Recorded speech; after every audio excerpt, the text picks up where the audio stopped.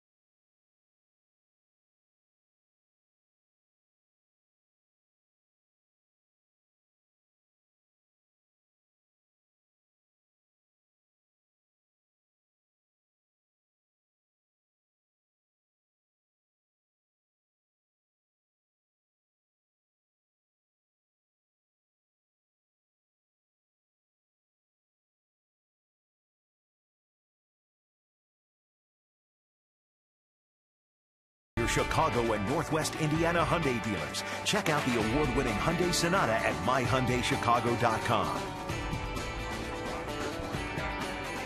And that's the BP Crosstown Cup Trophy. The winner of this season series will take that home, and we're just listening to Peter Chase, the Cubs media relations director. Blake Lally has been selected from AAA Iowa. We'll get the corresponding roster move when I have a chance to check out the release. But Giovanni Soto battling a left knee injury. He has a slightly torn meniscus, so it looks like he could be out a few weeks. Let's check in on the Cubs minor league report as we go to break. Travis Wood pitching yesterday for AAA Iowa got the win as the I-Cubs beat Salt Lake And Chris Russin, the PCL Pitcher of the Week, Anthony Rizzo, just continues to hit.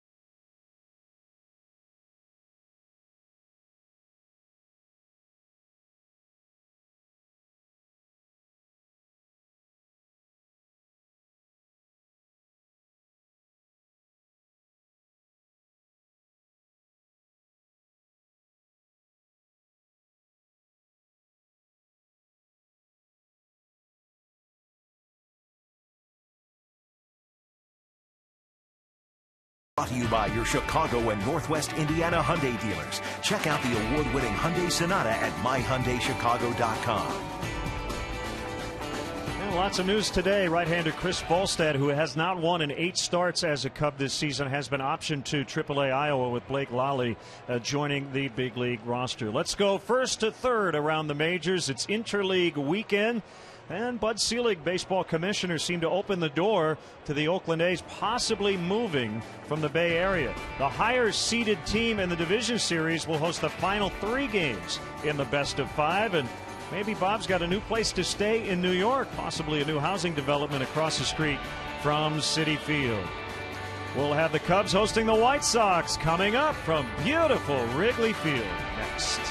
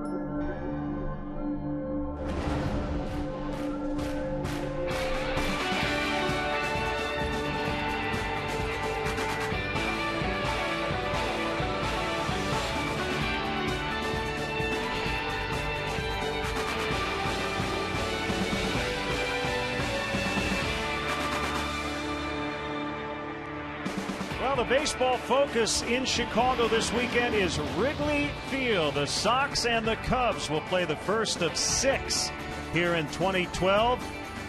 It's Cubs baseball on WGN Sports. We welcome Cub fans from all over the country watching on WGN America, America's home for baseball.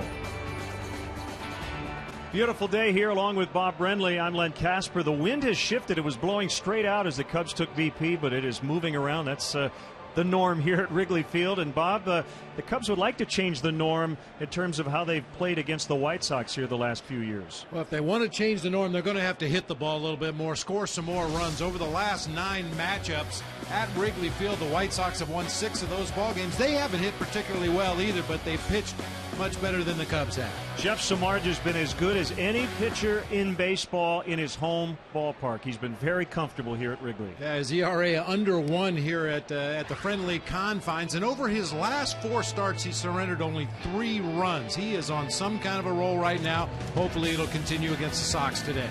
Philip Umber, you know that name. He threw a perfect game at Seattle on April 21st, but Bob, the White Sox have lost all of his other 5 starts. Yeah, and he's had trouble with runners on base, possibly having some issues with that stretch position.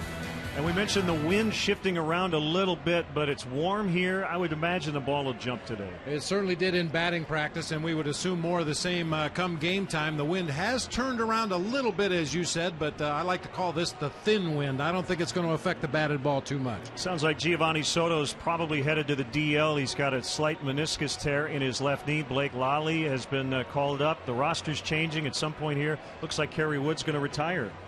Well, yeah, a lot going on. The Crosstown Classic is enough in and of itself, but a lot of roster moves today, a lot of uncertainty with Kerry Wood, so we'll just buckle up and see what happens. All right, let's throw it over now to the Cubs public address announcer, Andy Bellison.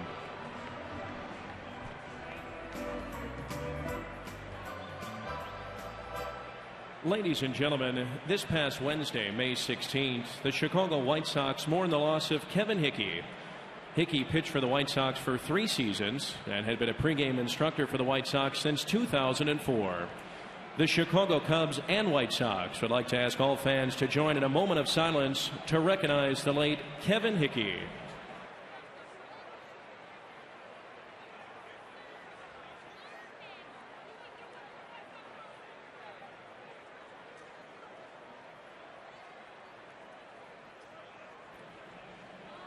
Thank you.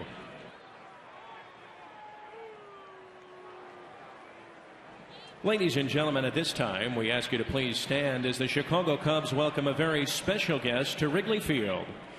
Army Specialist Dwight Lockwood previously worked as an airframe mechanic with the United States Navy and was twice deployed to the war in the Middle East aboard United States aircraft carriers. He enlisted the United States Army in 2010 and was assigned to the 25th Infantry Division, 35th Regiment, Bravo Company as an infantry rifleman. Army Specialist Lockwood returned just last month from a year-long combat tour as a ground soldier in the mountains of Afghanistan.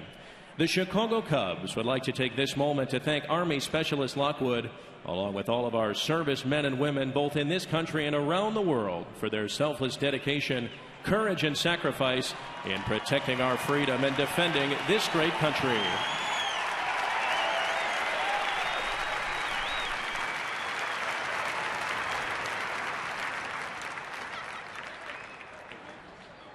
Ladies and gentlemen, at this time, please remain standing. Kindly remove your caps and join Michael McDermott as he honors America with our national anthem.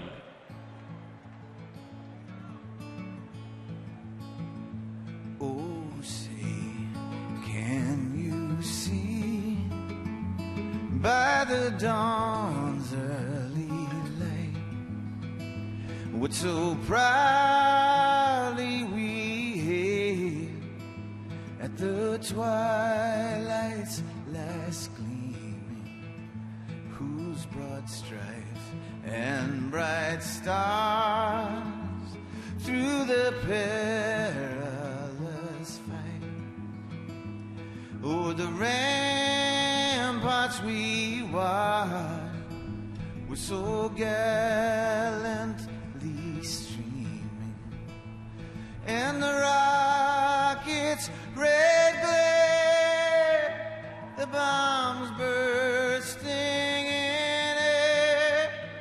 It gave proof through the night that our flag was still there. Oh, say, does that star-spangled banner yet wave o'er the land of the free and the home of the brave?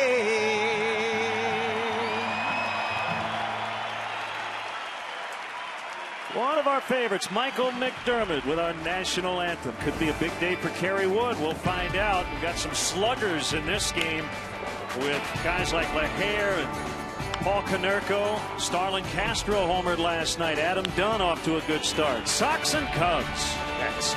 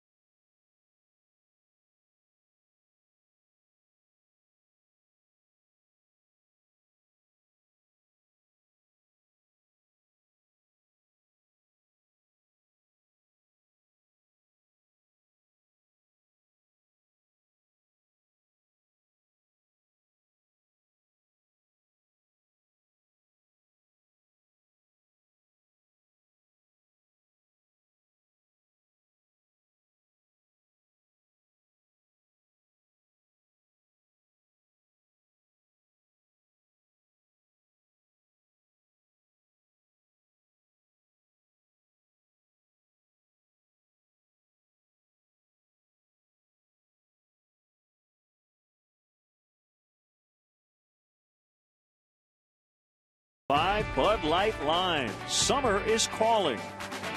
Pepsi Max. Visit MLB.com/Pepsi Max for your chance to play ball against some of the greatest baseball legends of all time. The games begin at MLB.com/Pepsi Max. The Illinois Lottery. Do you believe in the power of possibility?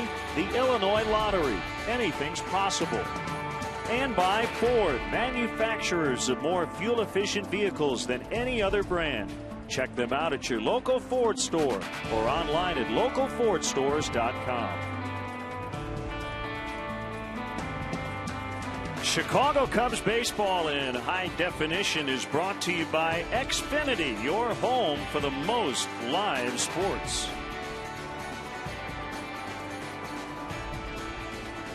Today's game is available in Spanish on your SAP audio setting provided by WRTO La Tremenda, Chicago's Spanish language sports leader. Kerry Wood exchanging the lineup card at home plate. If you missed it earlier, it appears as though Kerry will make one more appearance and then announce his retirement. And during batting practice, shagging fly balls with his son Justin and hanging out in the bleachers. Father and son at the ballpark. Can't beat that.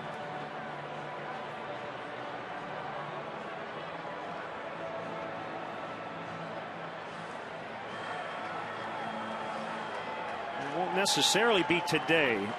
It'll be determined by game situation when he wants to get out there and let it fly one more time before hanging it up.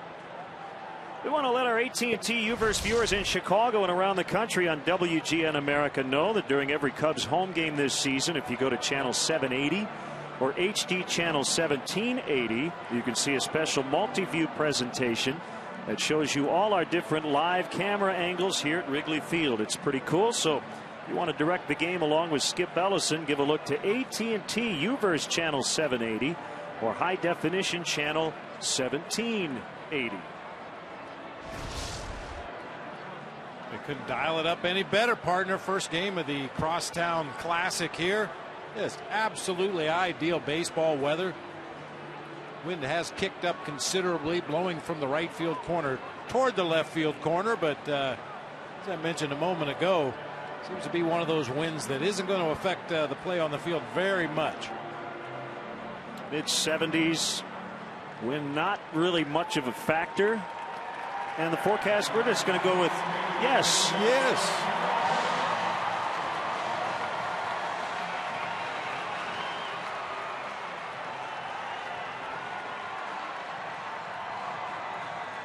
Here's a Sox lineup written out by their first-year manager, Robin Ventura. De Aza, Beckham, Dunn with his first action in the outfield this year with no DH. Konerko, Rios, Przynski. Ramirez at short, Eduardo Escobar in as Brent Morel was a late scratch. He's dealing with some back issues, and Philip Umber, the pitcher. And let's check out how the Cubs take the field defensively today. Behind Jeff Samardzija, brought to you by Pepsi Max, the official soft drink of Major League Baseball. 0 calories, maximum Pepsi taste. It's pretty much been the regular lineup for Dale Swaim, with the exception of Giovanni Soto behind the plate. It'll be Soriano, Campana, and De Jesus left to right. Across the outfield, Stewart, Castro, Barney, and LaHare. Third to first across the infield. Castillo doing the catching for Giovanni Soto today, and he'll be receiving pitches from right-hander Jeff Samardzija. I mentioned he has been on quite a roll over his last 4 games started. A total of 26 1/3 innings pitched. Only 15 hits and 3 runs surrendered. He struck out 29 and walked 8. Set the umpires for you. Tim Timmons will get the plate. The crew chief is Jeff Kellogg at first, Eric Cooper at second, and Marty Foster is over at first.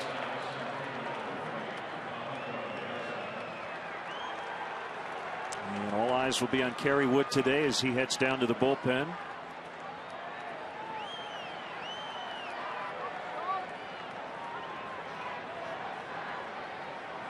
And Jeff Samardzija ready to work. Starting against the White Sox for the first time in his career. All the players, Bob, on these two 25-man rosters, he probably understands this rivalry the best just because he grew up in Northwest Indiana. He's been following these two teams his whole life. 1-1 on De Aza. Alejandro De Aza, the center fielder. Talked about it last night. The White Sox just finished a 2-game trip to Anaheim. Got back a little before 11 p.m. last night.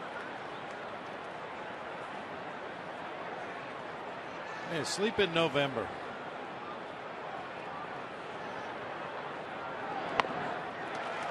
Two and two. Robin Ventura today managing for the first time in the regular season under National League rules.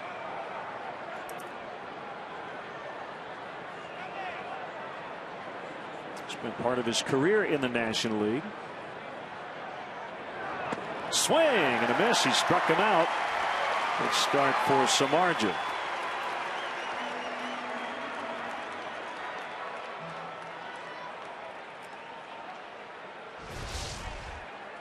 Ya's a good guy to keep off base. All those leadoff hitters are good guys to keep off base. Good start to the game for Jeff Samardzija, pounding that bottom part of the strike zone with that wind blowing out toward left field today. Good day to keep that sinker down.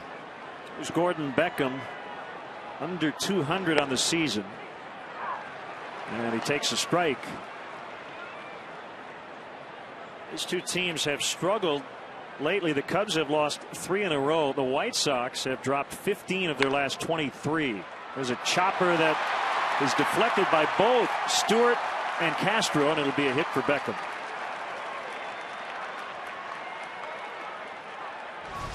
Diving attempt by Stewart. Castro's upset with himself. I don't know how he even got a glove on that ball after it was deflected. He was only about 10 feet behind Ian Stewart, but knocked it down. Had a thought about firing from deep in the hole at short. Probably best he didn't right there. Beckham was not going hard down the first base line. Castro thought he could get him, but that's an awfully long throw. Here's Adam Dunn, 41 career homers against the Cubs, who overshift on the infield toward the right. Dunn is playing the outfield for the first time this year.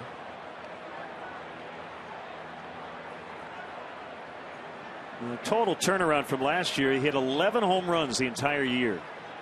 And Robin Ventura had a difficult decision to make because Dayan Viciedo, their everyday left fielder, has been probably their hottest hitter the last few days, but he's on the bench today.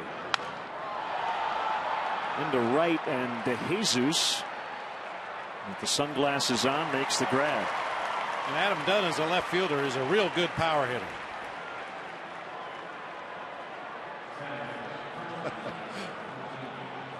Well, he's not in there for his glove. He's never been a player who was in any lineup because of his defensive prowess. He's a guy that can hit the ball a long way.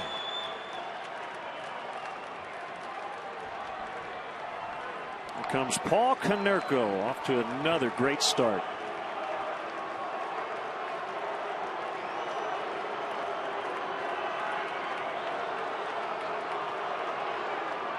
We've talked a lot about Paulie, as he's called, over the years. About as even keeled as it gets. I mean, he is a very definition of a professional ball player.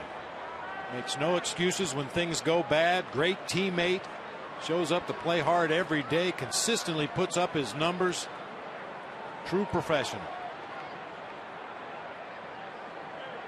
Well, if you look at the White Sox all-time leaderboard, that one hit to deep left, and it's going to go back of the bleachers for a 2-run homer. See Samardzija shaking his head.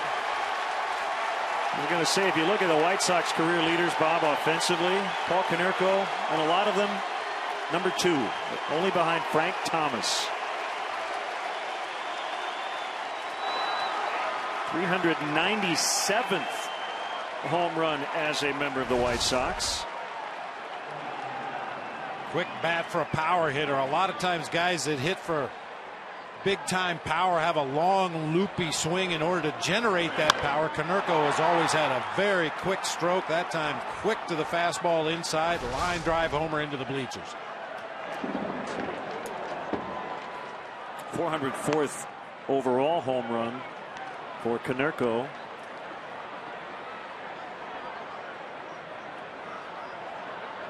So the White Sox jump on top here in the very first inning. 1-1 on Alex Rios.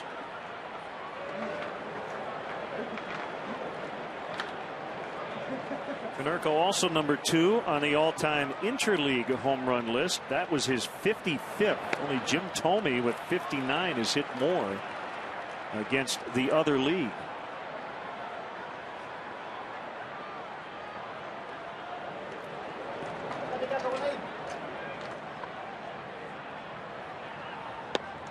Swing and a miss. That'll end the inning. 2 Ks for Samardzija, but Paul Konerko with a long home run to left, and it's 2-0 with the Cubs coming up.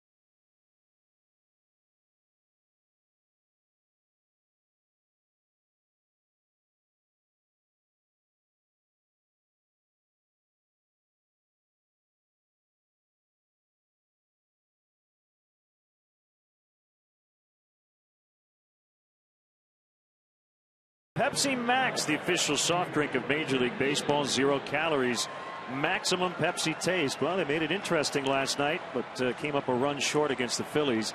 DeJesus, Campana, and Castro 1 through 3. Lahair, Soriano, Stewart in the middle. Castillo should get a lot of playing time coming up with the Soto injury. Barney at second, and Samardzija the pitcher. Quick look at the White Sox defensively here this afternoon. We mentioned Adam Dunn in left field, Alejandro Diaz in center, Alex Rios over in right field. It'll be Escobar, Ramirez, Beckham, and Konerko third to first across the infield. That guy, A.J. Pierzynski, behind the plate today for right-hander Philip Umber. And remember, he threw the perfect game earlier this season, and it has been a really rough go since then. In his 4 starts since the perfect game, he's 0-2 with an ERA of nearly 9.5. Better his last time out in a no decision against Kansas City, 6 2/3, 1 run.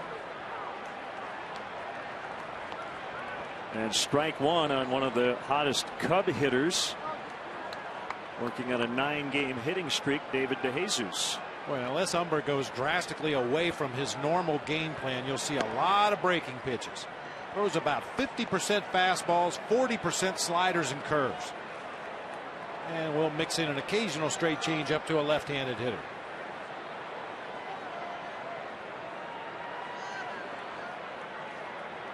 .29 years old, DeJesus, fly ball to left. Adam Dunn took a look back, still back, and it's going to be off the wall. And DeJesus with that patented leadoff double. Boy, Dunn played that ball like it was going to be a lazy fly out. Then he played it like it was going to be a home run. He played it like he didn't want to get too close to the bricks is what he played it like. That ball was hit well and got some assist from the wind. But that's a very catchable ball. Take 3 or 4 more hard steps to the wall. That ball hits right at the base of the fence, or actually a few feet above the base of the fence. Well, the lack of experience defensively in the outfield and the lack of experience here at Wrigley Field lost Adam Dunn that time. Now, Adam played a lot of left field and played a lot of left field in this ballpark when he was with the Cincinnati Reds. As Campana lays down a great bunt. And he's safe as Umber slipped, and it wouldn't have mattered even if he had picked it up. First and third with nobody out. I was just going to add, Bob, the White Sox didn't take BP today, so Dunn didn't have a chance to go out and take balls off the bat either. Yeah, and that is significant. I mean, as you said, he's played here in the past, but it's been years, and he's a different player now than he was back in the day when he was roaming left field for the Cincinnati Reds.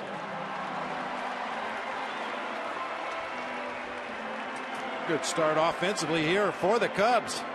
I'll tell you, it looked a little bit like Tony Campana caught the White Sox by surprise with that bunt. Maybe they didn't have time to go over the advance report either this morning. There's Starlin Castro. Cubs with a chance to get those runs right back after the Konerko home run.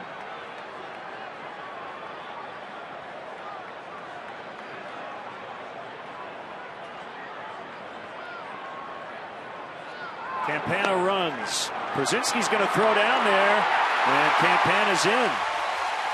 Well, AJ off to a very good start in terms of throwing out base stealers. He was 5 for 13 before that throw. Quick release, strong throw that time, but Tony Campana just outruns that throw to second base. Oh, very dangerous there, tiptoeing across the top of the bag. There's a lot of velocity going into that slide and came off the bag a couple of different times. Fortunately, Ramirez didn't keep the tag on it. Castro out into deep right center. Diaz back on the track. He's going to make the catch right in front of the vines. Both guys tag. DeJesus in on a sac fly. Campana to third as Castro just missed a 3-run homer. It's 2-1. I think the ball's going to fly today. Oh, yeah. I mean, that wind is really blowing hard right now from the right field corner toward the left field corner. And this ball very nearly gets out into the wind. A high fly ball to deep, deep right center field.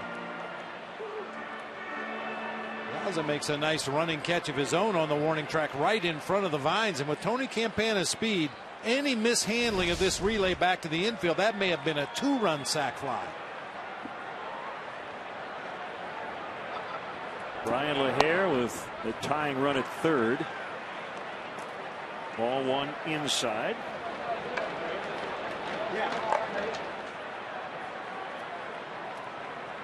LaHare looking for his first hit on this homestand. He's 0 for 7. I'd love to hear from you via email at lennonbob@tribune.com, and you can follow us on Facebook and Twitter as well.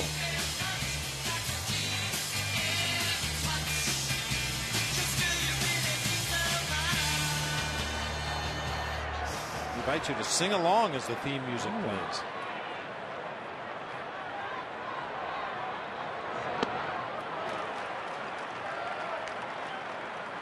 One and two. Well, Umber on April 21st was perfect. In Seattle, his 27 Mariners, retired all of them. Gave up a double to the leadoff man here today.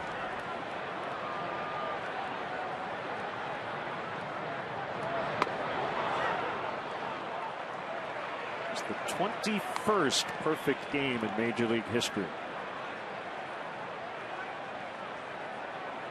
And believe it or not, the third by a member of the White Sox. And the second since 2009.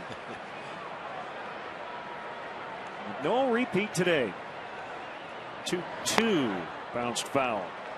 And as we take a look at today's Illinois Lottery anything's possible moment, we go back to April 21st. Didn't even go to 3 balls on a hitter until the 9th inning. Everything working. Bit of a controversial end to the game. And Brendan Ryan started arguing, maybe could have made it to first base. Anything's possible moment brought to you by the Illinois Lottery, who each day make anything possible. And he got him. LaHare strikes out. 2 down. I mentioned Umber's propensity for throwing breaking pitches, and he really had 2 outstanding breaking balls in that game against the Mariners. Both the curveball and the slider were working extremely well. Great command of both those pitches. A lot of fastballs here in the first inning, however, against the Cubs.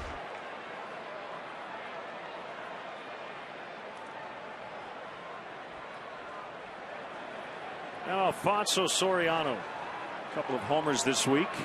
He's hit in 6 in a row, and he takes a strike.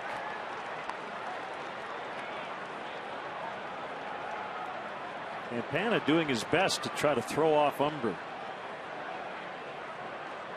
He's dancing down the third base line. Deep to right, but Rios makes a catch. We got the NATO summit here, and 9 out of 10 world leaders agree the Cubs are a superpower.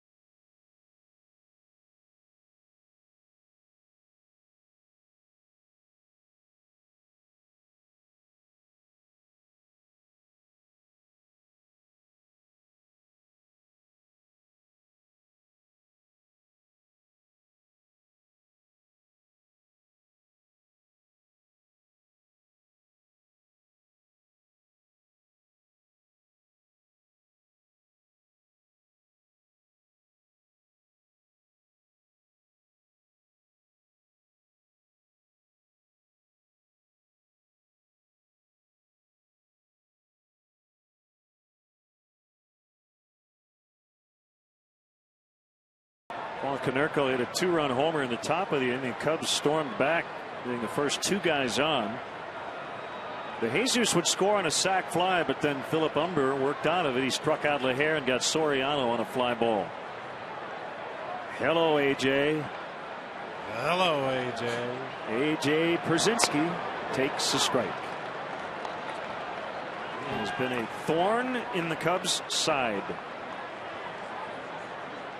He's been a thorn in a lot of people's side in the early going this year, hitting nearly 300 with 5 homers, 26 driven in. And he pops into short left, and it's going to drop.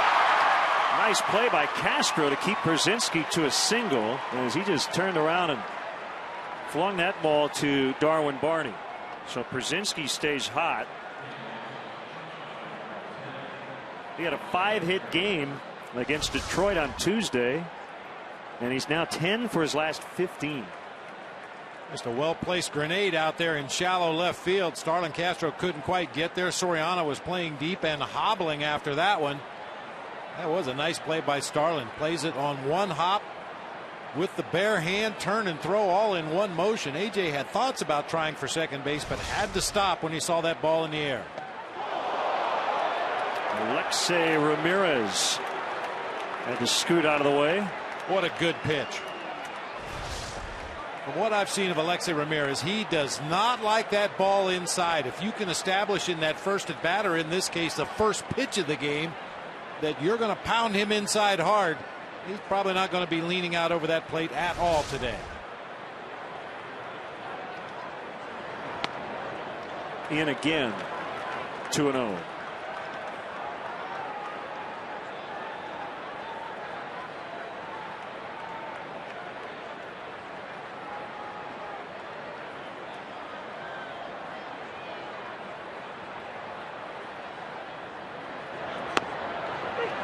Drops in a breaking ball for a strike.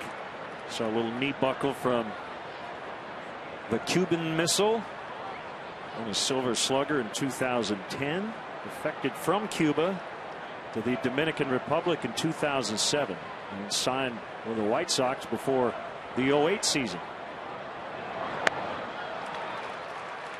Good cutter. 2-2.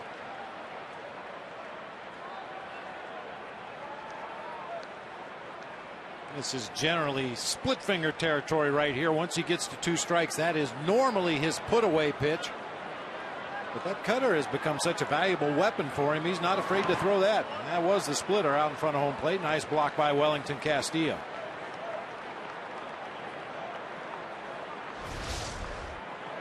I think it's interesting, Len, that Jeff Samardzija, so much was made about the fact he needs to come up with a third pitch. He needs some kind of a breaking ball to go along with the sinking fastball and the splitter. At times he's had a real good slider, but that cutter seems to be a real nice pitch for him. Runner goes, softly hit ground ball to Ian Stewart, so they stay out of the double play. And as Ramirez is out. Wrigleyville Rooftops has premier seating for up to 200 guests for corporate gatherings, family reunions, and bachelor or bachelorette parties. Individual and group tickets are available for all games. For more details, go to www.wrigleyvillerooftops.com or call 773-248-ROOF. Samardzija came in with the second best home ERA in the National League, 0.81. This is switch hitting Eduardo Escobar, filling in for Brent Morrell at third. When you talk about the cutter, Bob, it has been a good pitch for Jeff, and I think the key is that it doesn't overtake a fastball that, according to Fangraphs, has averaged 94.8 miles an hour. Only Steven Strasburg has consistently thrown a harder fastball at 95.7 on your FM dial.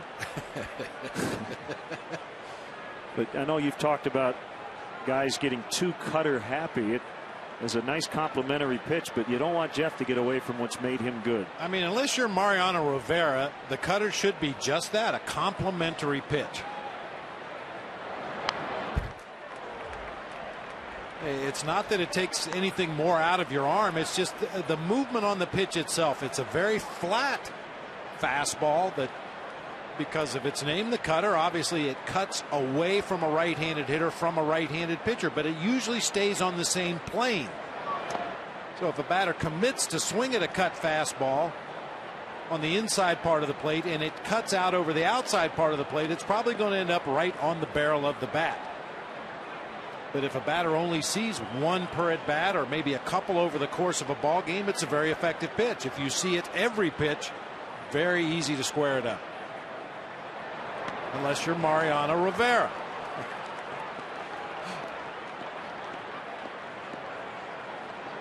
The pitcher Umber is on deck. Don't pronounce that H. Umber.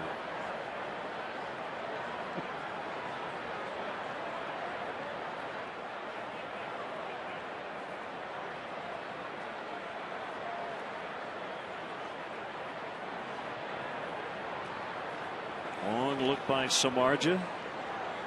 Well, he's ready, but Escobar's not. Well, we ope Umber it's with 2 outs.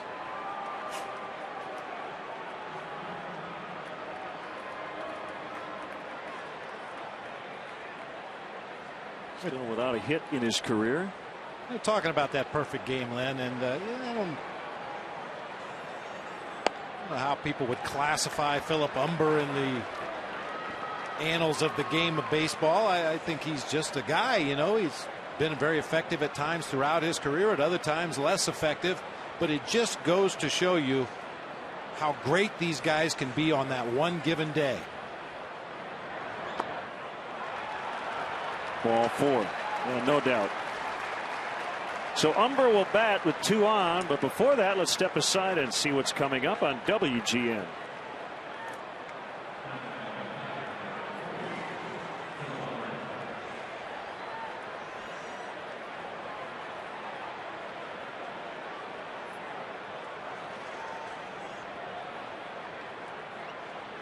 Well, Armando Galarraga was also close to perfection.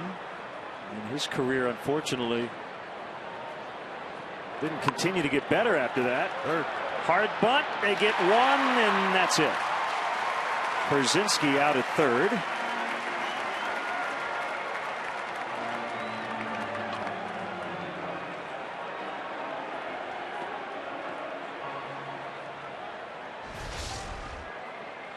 Well, it's so obvious, I don't even know if I have to mention it, but Philip Umber is not accustomed to putting down sac bunts. White Sox not accustomed to having guys put down sac bunts. A hard one right back to the mound. Good read by Jeff Samardzija, easily getting the lead runner at third base. Good job by Stewart to not get a spike caught in the dirt there on that hard slide by Perzinski. De Aza, first and second, 2 gone, and a swing and a miss.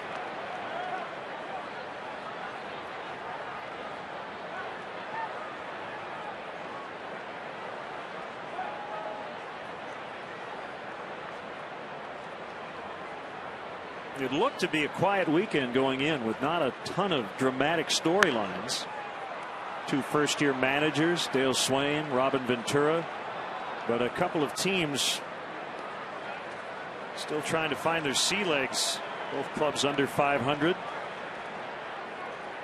And then word this morning of Kerry Wood's impending retirement.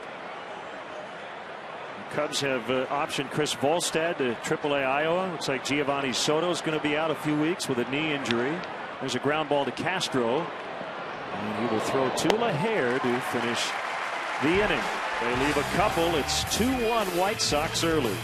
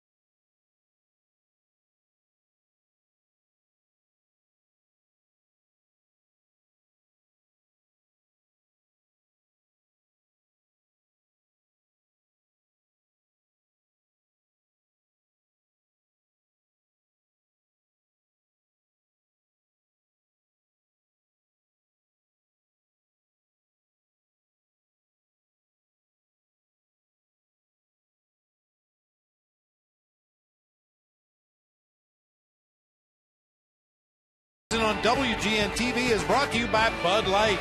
It's the sure sign of a good time. Here we go.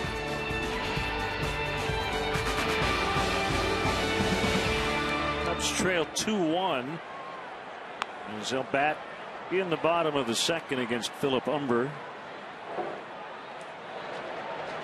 Cubs all time in interleague play are 14 games under 500 dating back to 1997. White Sox have always been good against the National League. They have the second best record behind the Yankees. 43 games over 500.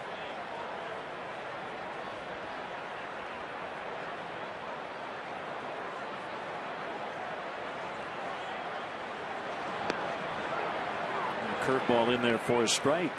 Cubs president of baseball operations Theo Epstein taking in the Cubs versus White Sox for the first time.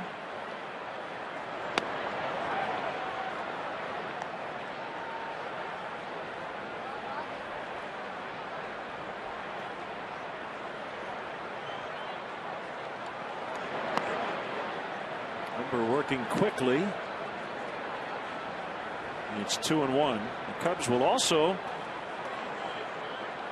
take on the Twins in Minnesota. Detroit and Boston will come to Wrigley Field. And the Cubs will wrap up interleague play by heading to the south side as that ball's caught a long run by De Aza.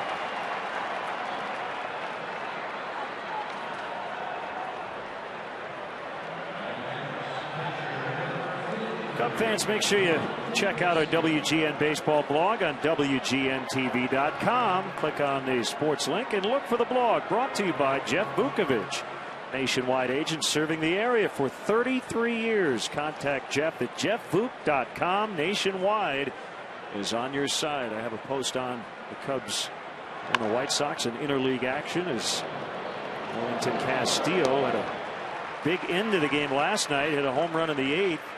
Cleared the bases with a double in the 9th as the Cubs forced Charlie Manuel to bring in Jonathan Papelbon. 2 up, 2 down. Now today's emergency catcher. Now Blake Lally was put on the roster. I assume he's here or will be here. I did not see him before the game. But in a pinch today, Darwin Barney would put on the gear. It's been a while since Darwin's been behind the plate.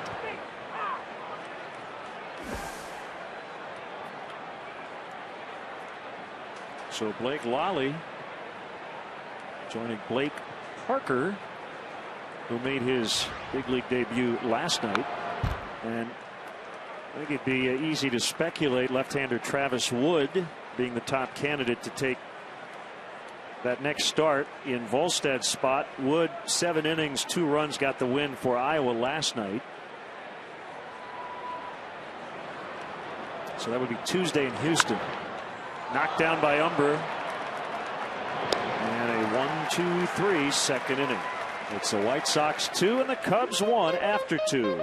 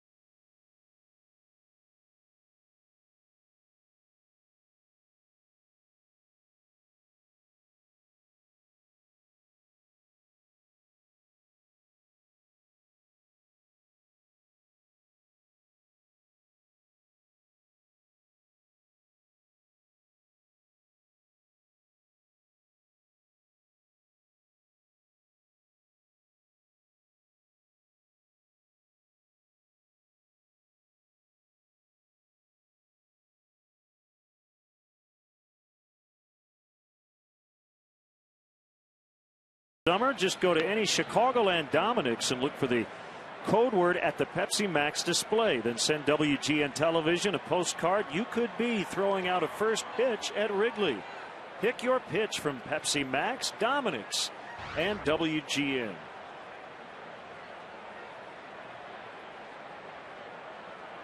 Bob, interesting news today as Phillies manager Charlie Manuel and veteran big league umpire Bob Davidson have each been given a 1-game suspension after their expletive-filled toe-to-toe verbal spat on Tuesday in Philadelphia. Manuel was kicked out. We had video of it the other day. They will both start their suspensions immediately. And I guess Davidson, according to the story, was suspended for repeated violations of the Office of the Commissioner's standards for situation handling. So there are specific standards in terms of how you deal with an irate manager, and he didn't follow them. I really think that argument was all about where Bob Davidson parked and blocked in Charlie's truck. Beckham out into deep left, but playable for Soriano. Hey, Cubs fans, if you want to manage a game along with Dale Swaim, log on to WGNTV.com right now and click on the WGN Sports Game Zone banner to connect to all the up-to-the-minute stats and information while you're watching at home. Game Zone is sponsored by The Great Escape, pools, patio sets, play sets, hot tubs, and more. Put the emphasis on the pools now that we're getting into some summer weather, and forget the hot tubs.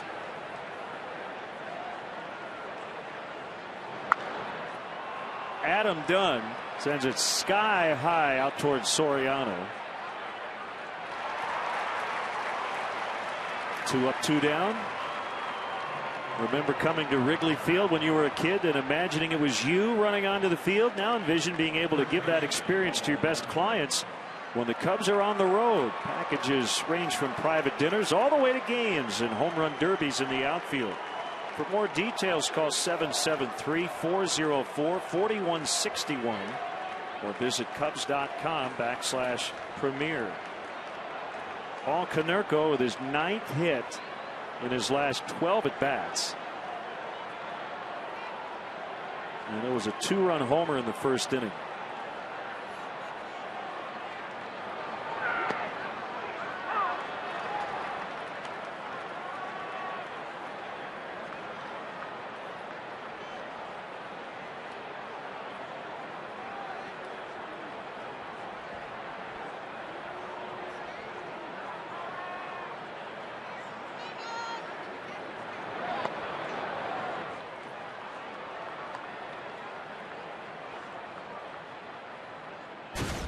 Take a look at our Nissan drive of the game. Came early. Fastball inside part of the plate, and Konerko with a real quick swing able to drive it out into the bleachers for a 2-run homer. Get to a Nissan dealer for great deals on innovation you can count on. Innovation for all.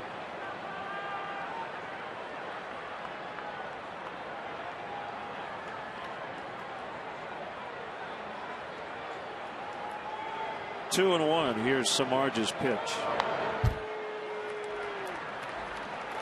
I suppose I could choose not to mention it, but I just find it interesting. Got to mention Ozzie Guillen's name since he was always a big part of this rivalry. He's off Twitter now. Announced yesterday that he is quitting Twitter, which is probably a good idea. Yeah. Think he misses being a part of this? Oh, I saw there was an empty parking space out in the lot today. Had OG on it. Look out. Oh, man. Oh, Konerko got hit. You could hear it hit part of the helmet.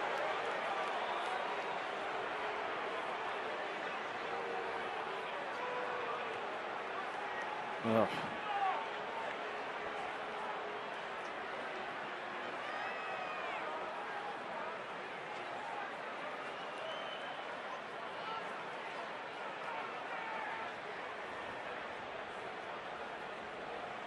Fortunately, I believe that was a split finger that just got away from Jeff Samardzija and not the 95-mile-an-hour fastball.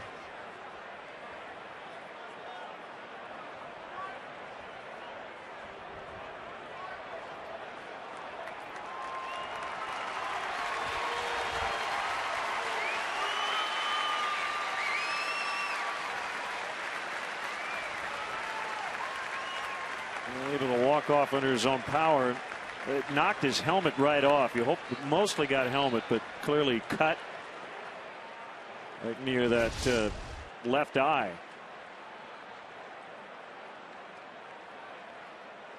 Ooh.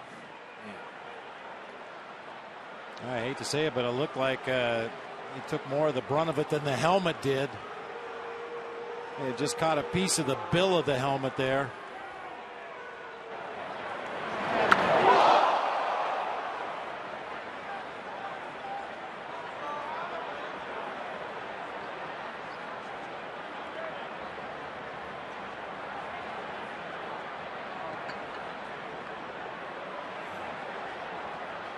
So Dayan Viciedo will be the pinch runner and will likely play left. And Adam Dunn will grab his first baseman's mitt.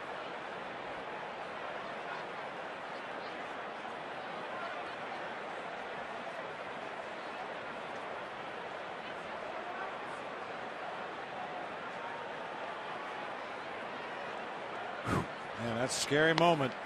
I don't care which team you're rooting for and who your favorite players are. You never like to see anybody get hit up there above the shoulders. Bob, what do you think Robin Ventura was talking with Tim Timmons about? I mean, he didn't need to come out and announce Viciedo as a pinch runner. I'm not sure. I mean, you would have to assume at some point the White Sox are going to want to extract their pound of flesh from the Cubs. Didn't see any warnings issued at this point. And really, there shouldn't have been. Like I said, no intent on the part of Jeff Samardzija, a split finger that just slipped out of his hand.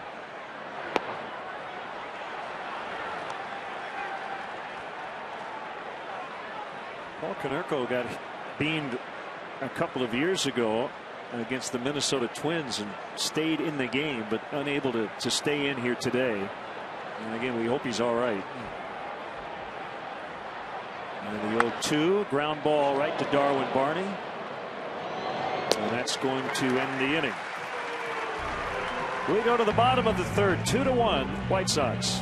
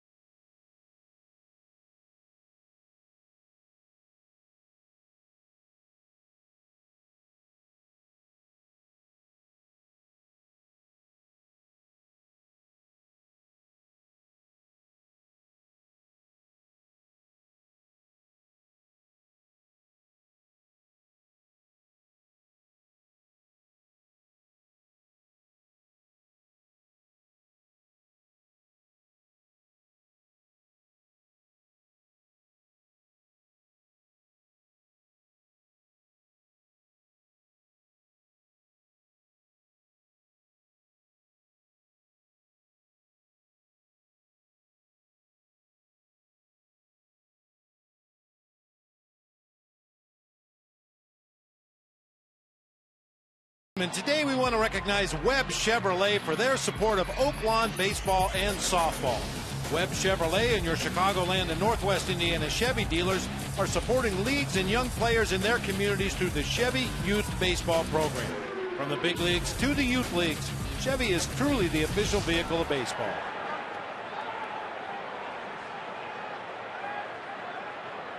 As we mentioned, Viciedo now in left with Dunn at first.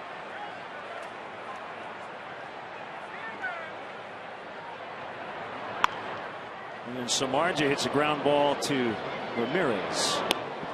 Save! Dunn came off the bag and tagged him late or missed him.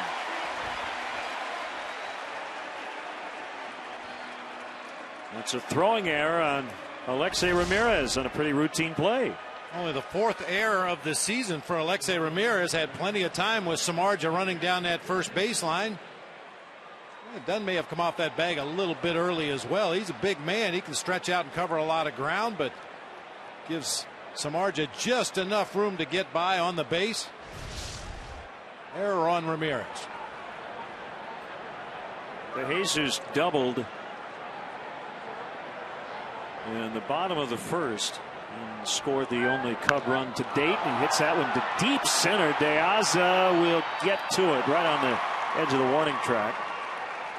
Well, De Jesus, Bob, has really been squaring the ball up, hasn't he? He really has, Len. We talked about it in that Phillies 2-game series. Seems like a couple of times a game he's hitting it right on the screws of that bat. A lot of them have been to center field and to the opposite field, but he's also pulled some balls down into the right field corner. Just a real nice rhythm up there at the plate right now.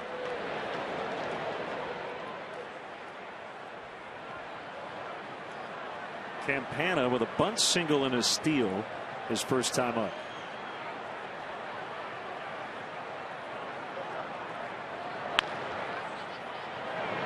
Ramirez will step on second. Safe at first. Only a small handful of guys would beat out that ball, and Campana's one of them. Kind of a tweener. If he flips to second base, you don't have enough time to turn it and get Campana at first. If you take it to the bag yourself, you don't have time to get Campana at first.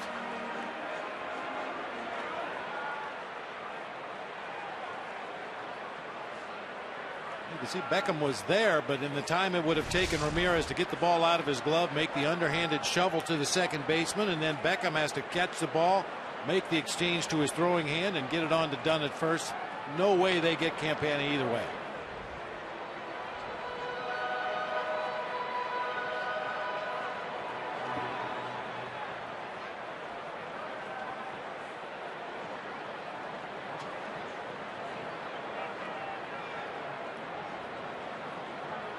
Big lead by Tony.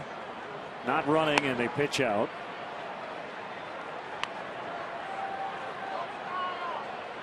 Mentioned it before. A.J. Przinsky and Tyler Flowers have been tremendous in gunning down base stealers. Przinsky's now 5 out of 14, which is very good. Flowers is 6 for 7. So they're over 50% as a team. You know, talking to people close to the White Sox, obviously you have to be throwing the ball and getting rid of it quickly in order to put up those kind of numbers. Yeah, but the pitchers are helping a little bit more with their slide steps to home plate, and also the middle infielders, Beckham and Ramirez, hanging in there at the bag a little better at second base. Campana goes this time, and a bouncer to third. Escobar will get the out to end the inning. 3 in the books. The White Sox 2 and the Cubs 1.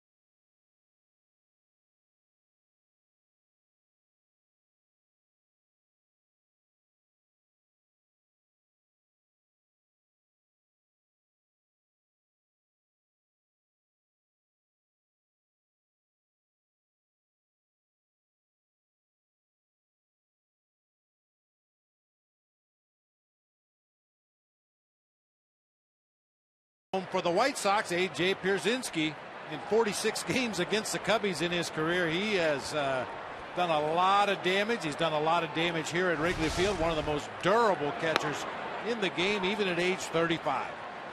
Xfinity Home offers state-of-the-art features that help you stay connected to your home and family anytime, anywhere. Over the last 10 years, Len, the fewest games A.J. has caught in a season, 128. This keeps rolling along. He's over 300 in his career against the Cubs.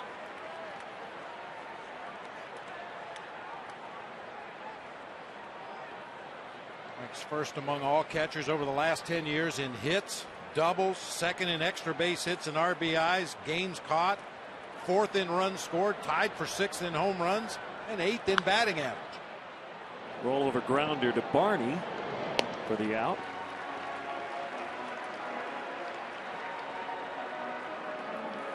And first all time in annoying the opposition. Was it Ozzie who said it? When you play against AJ, you hate him. When you play with him, you hate him less. You hate him less. So,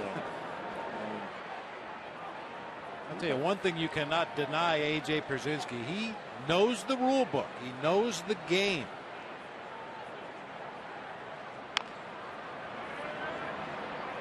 Very alert behind the plate. Very alert at the plate. Not sure if he has aspirations to go into coaching and managing after his playing career was over, but it seemed to be perfectly suited.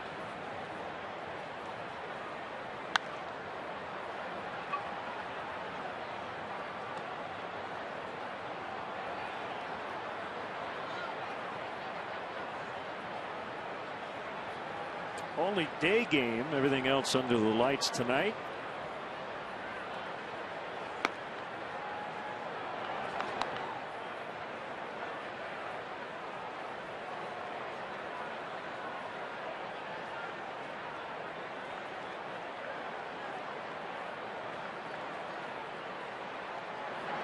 Swing and a miss, strike three.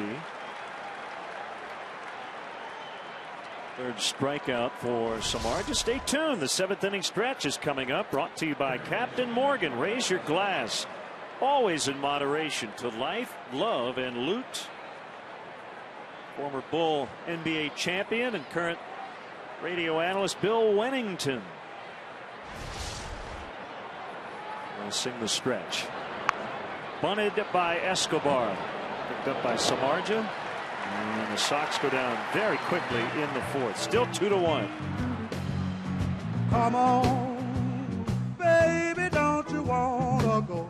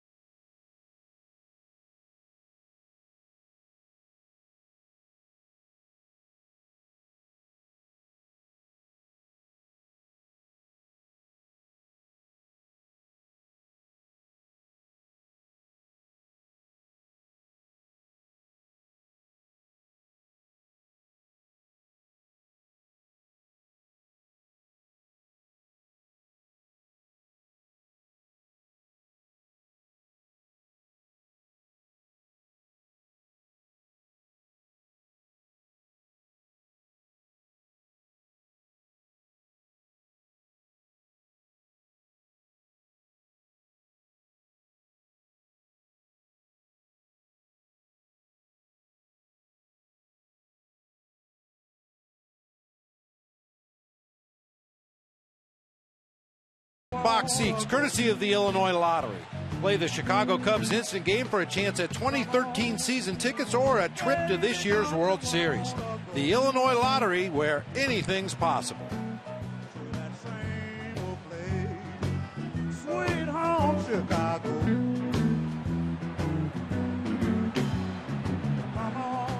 2-1 White Sox. Paul Konerko with a 2-run homer in the first, hit by a pitch on the side of the face. Knocked his helmet off, and he had to leave the game in the third inning. And here's Brian LaHare leading off the Cubs' fourth, and that should be it. Both teams will be warned by Tim Timmons.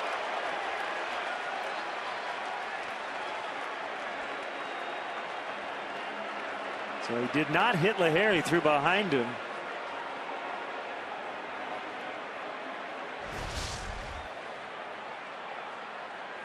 Boy, I just don't like it. And look, I know Konerko got hit in the head. But usually retaliation pitches, Bob, guys are told not to throw high. You know, I can't say guys never mind it, but between the shoulders and the knees. That way, even if you drill the guy, you're probably not going to do any damage other than put a runner on first base. But you get up there above the shoulders, even in retaliation, you're messing with a guy's livelihood, messing with his life. Well, hopefully that's the end of the shenanigans and we can just play some ball now.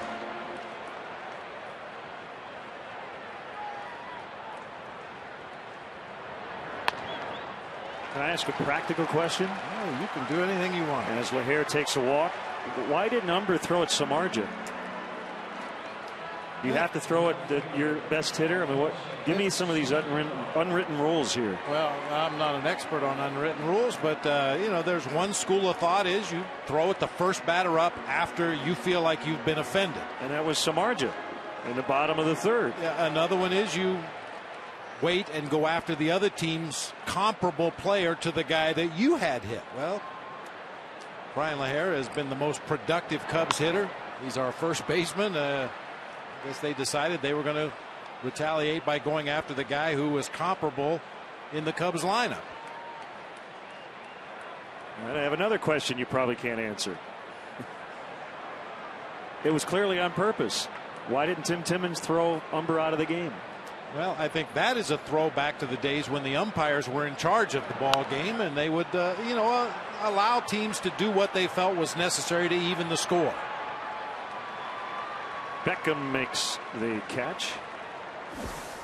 Well, there's the unwritten rule book. Yeah. Well, it's also out on CD.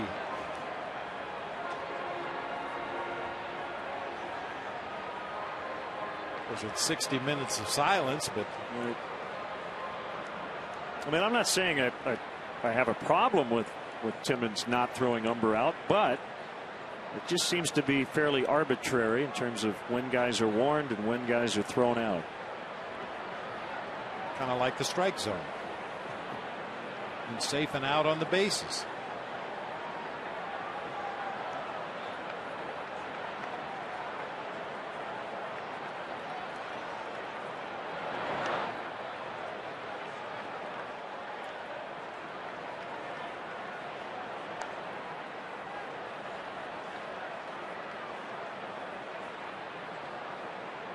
Well, the one thing it does, it really doesn't allow Umber, and probably not even Samardzija at this point, to really pound that inside corner, because now if you hit somebody, it's probably going to be deemed intentional and you're going to get tossed.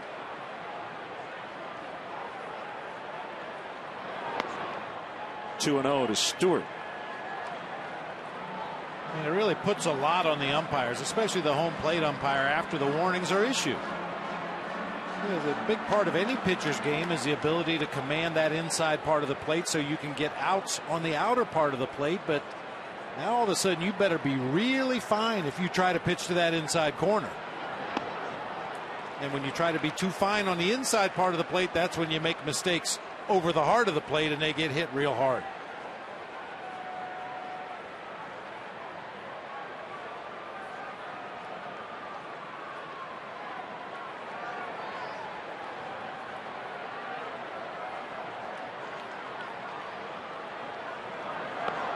way outside that time. Since Umber threw behind LaHare, he's had trouble commanding the strike zone here. He walked LaHare. He got Soriano to pop out, but now it's 3-1 on Stewart.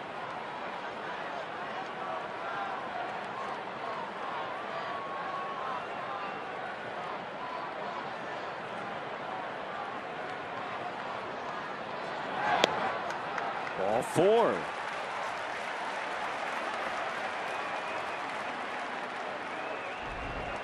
Let's look at our AT&T Uverse replay of the game. Just a nasty beating as Paul Konerko just could not get out of the way of some sort of off-speed pitch. And we flash back to 2010, Carl Pavano of the Twins. A very similar situation. And Konerko that night did stay in the game. Got hit in the mouth that night. See what's possible with AT&T Uverse high-speed internet. AT&T, rethink possible.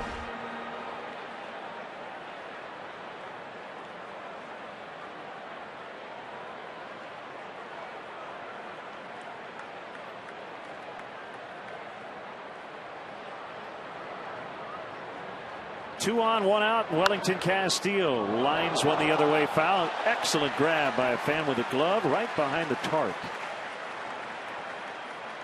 That's how you do it. It's a good thing he was there to make that play, because that one came to eat. That was a screaming line drive. Head high into that front row, and that young man made a real nice catch.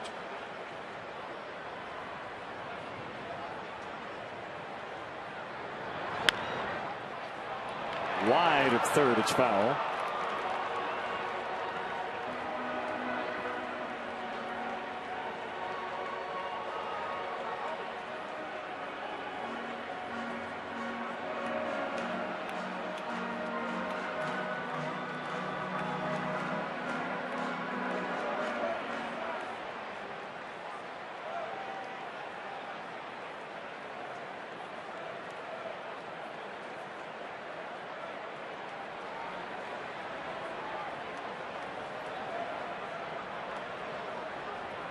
To pitch. What did that hit?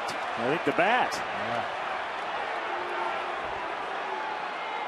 That pitch really wasn't that far inside. That little tailing action on the fastball up and in, and Castillo kind of turned into it. Really just lost his footing. It wasn't that he got knocked down in the batter's box or anything. That ball had been fouled off, and then that right foot slips on home plate as he goes down.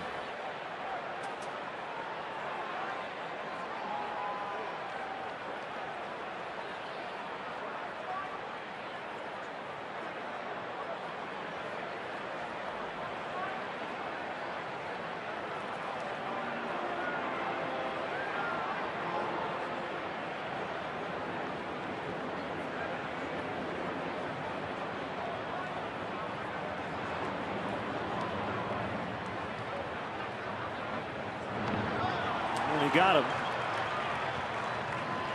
Route number 2. Umber with his second strikeout. It's up to Darwin Barney.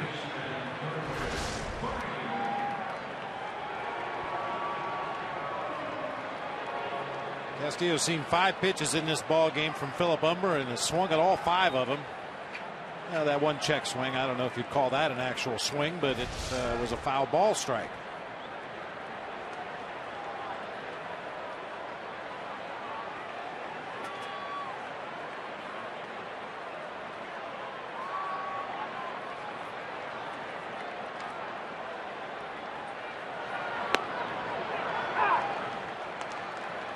Mentioned Umber appeared to be throwing a lot more fastballs than we're used to seeing from him in the early going, but he put a runner in scoring position here in the 4th.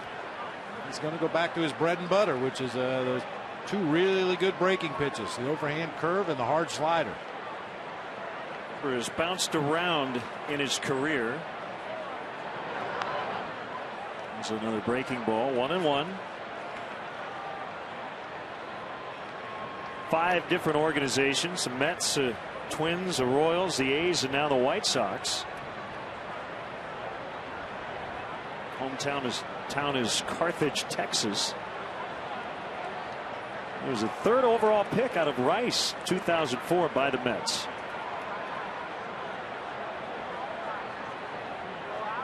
Led the Owls to the 2003 National Championship. Tossed a complete game 5 hitter in a win over Stanford. Clinched the College World Series.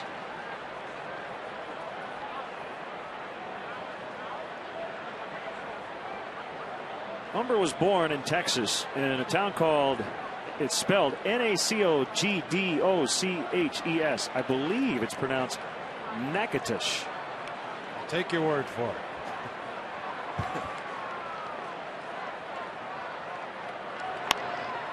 Ground ball toward right. Beckham will cut it off and just gets Barney. The Hare would have scored if Barney had been safe, but they got him. Inning over.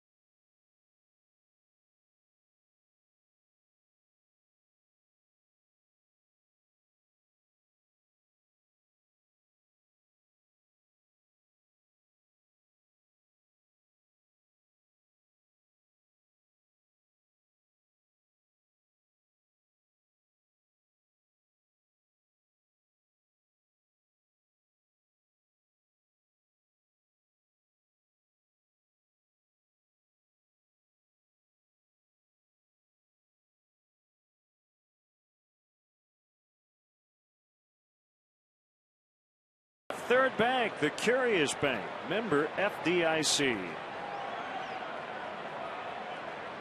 Jake Peavy. A little animated right now.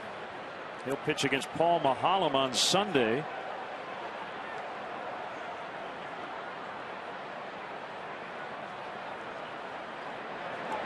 Humber takes a strike.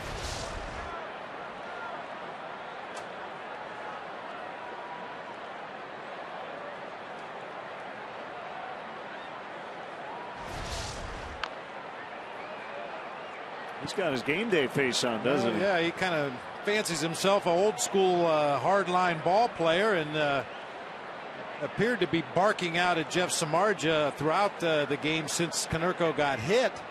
And AJ may have told him, hey, take it easy. You know, we're the guys out there playing right now. You'll get your chance on Sunday. Just take it easy.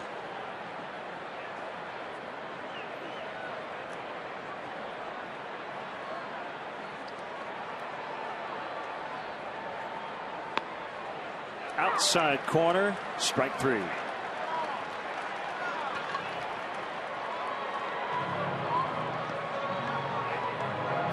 See Wrigley Field like you never have before. Go behind the scenes, get an insider's look at nearly 100 years of history in this legendary ballpark. Guided Wrigley Field tours may include visits to the press box, clubhouses, and dugouts, as well as a chance to actually step on the field.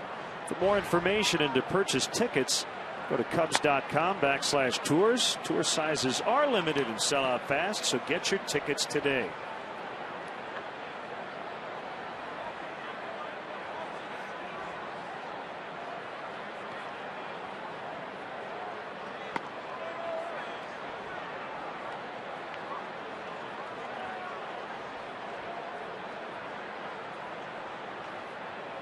Paul Konerko is being evaluated further.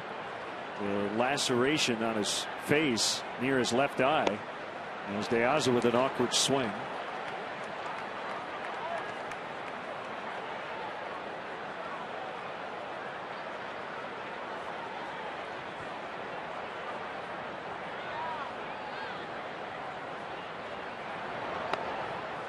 Swing and a miss. He's out. 5 punch outs for Samardzija.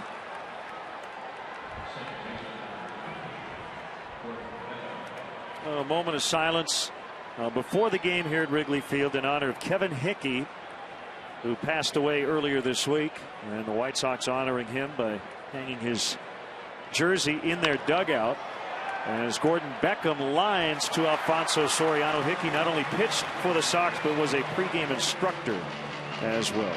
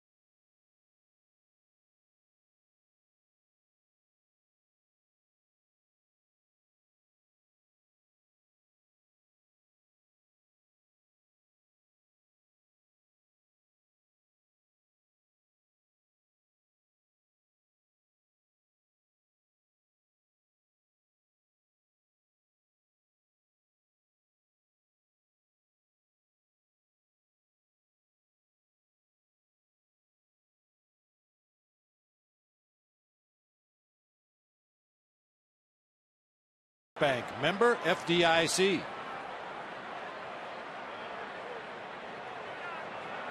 Samardzija reached on an error in the 3rd inning. Philip Humber leading 2-1. And a chopper to 3rd. Escobar will get it. An interesting running conversation between Jake Peavy and A.J. Przinsky. The White Sox dugout. Looks like Jake's doing all the talking.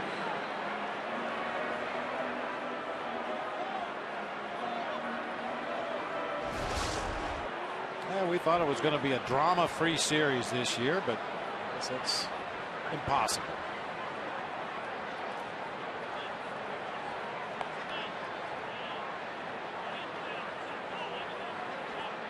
Why don't we get Jake Peavy and Matt Garza to do an alternate broadcast when they don't pitch?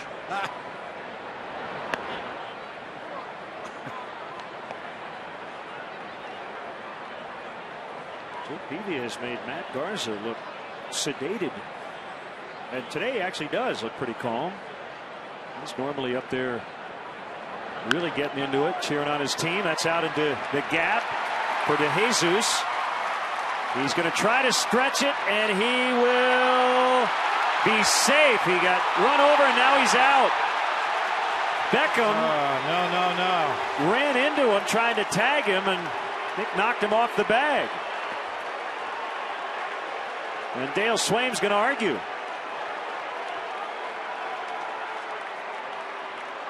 That's Marty Foster came over from 3rd to make the call. Oh, Dale is out of the game now. Well, he's as angry as we've seen him.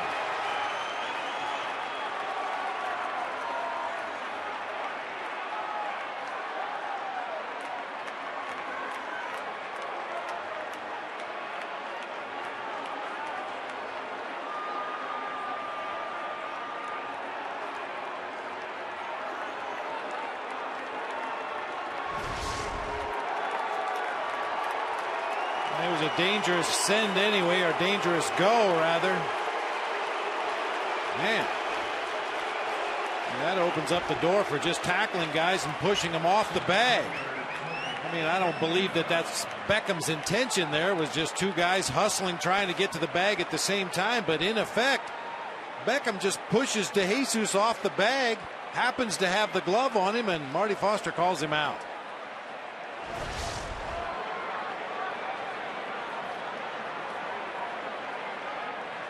Oh, just another Sox-Cubs tilt. So Dale is out, and Jamie Quirk will manage the club for the rest of the day. Campana will fly out to Viciedo. That's it. The inning's over. Wow. 2-1.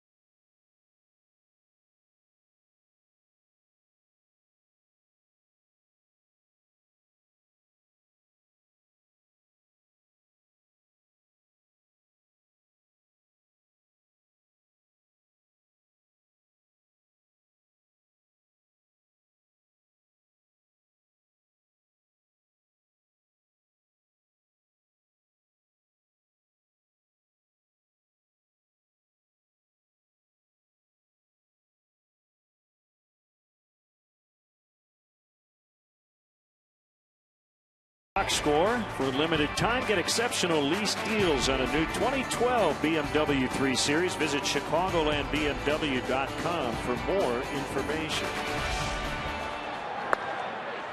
Adam Dunn takes a strike. He has flied out twice. He began the game and left, and now is at first after moving there with Paul Konerko leading in the third inning.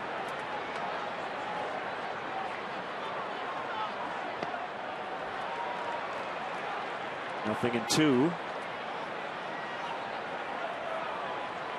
Dunn coming off one of the worst seasons imaginable, one of the worst all time, especially for an established offensive star, but he's really bounced back. Hit 11 home runs all of last year. He already has 12 this year.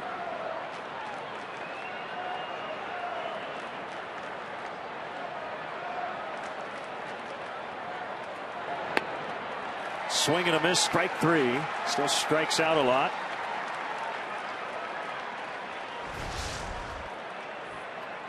And Jamie Quirk, the bench coach, now acting manager, quickly going over some signs with Pat Listash, the third base coach, just to make sure they're on the same page.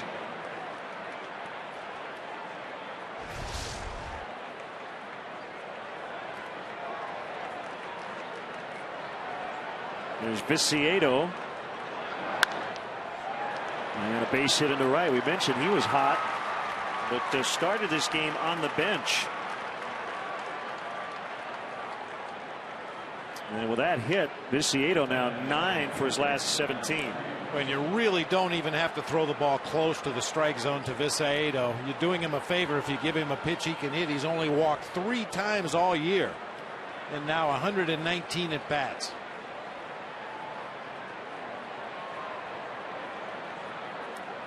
Rios with 1 on and 1 out. called strike. Happy birthday to a big Cub fan. Carl Warga turned 14 yesterday. He celebrated here at Wrigley Field. Blooped out into shallow center, and it'll get down. Throw to second. Viciedo back in time. Just push him off the bag. Want to see a Cubs game from the front row at Wrigley Field? Well, now you can. Visit Cubs.com and click on the CBOE front row seats auction to bid on tickets in the front row, behind home plate, and along the first base line. Front row seats will be auctioned off to every game all season long, so don't miss your chance. Go to Cubs.com and check out the CBOE front row seats auction today.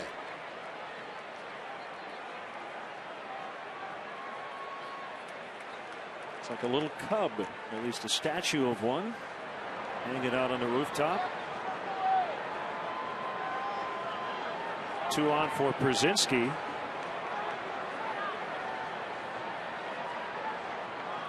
We want to congratulate our good friend Mick Gillespie, fine radio broadcaster of the Cubs AA affiliate, the Tennessee Smokies, and his wife Stephanie welcomed in their first child, Jackner Aubrey Gillespie.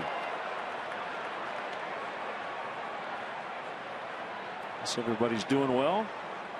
Congratulations to the Gillespies. Yeah. Outstanding. Former Cub Will Oman on the White Sox bullpen.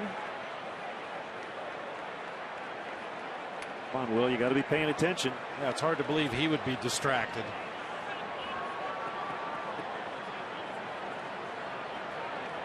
I also want to wish happy 50th anniversary to my sister Peg and her husband Norm Seckler, watching back in Sagamore Hills, Ohio today.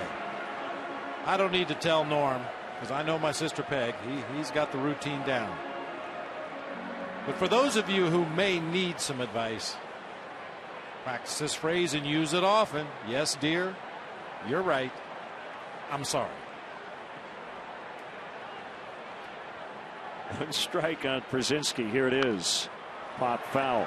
Well, do you remember where you were 8 years ago today? Oh, yeah. As a matter of fact, I do. I was in Atlanta. Randy Johnson. Sitting on the bat rack. RJ with a perfect game. 13 strikeouts. May 18th, 2004 for Arizona. You feel like 8 years? No, not at all. Well, that was amazing. I mean, we were talking about Philip Humber's perfect game earlier and how he was just locked in, throwing every pitch exactly where he wanted to, and that was Randy Johnson that night. It was a sight to behold. One of the best in the game, on top of his game.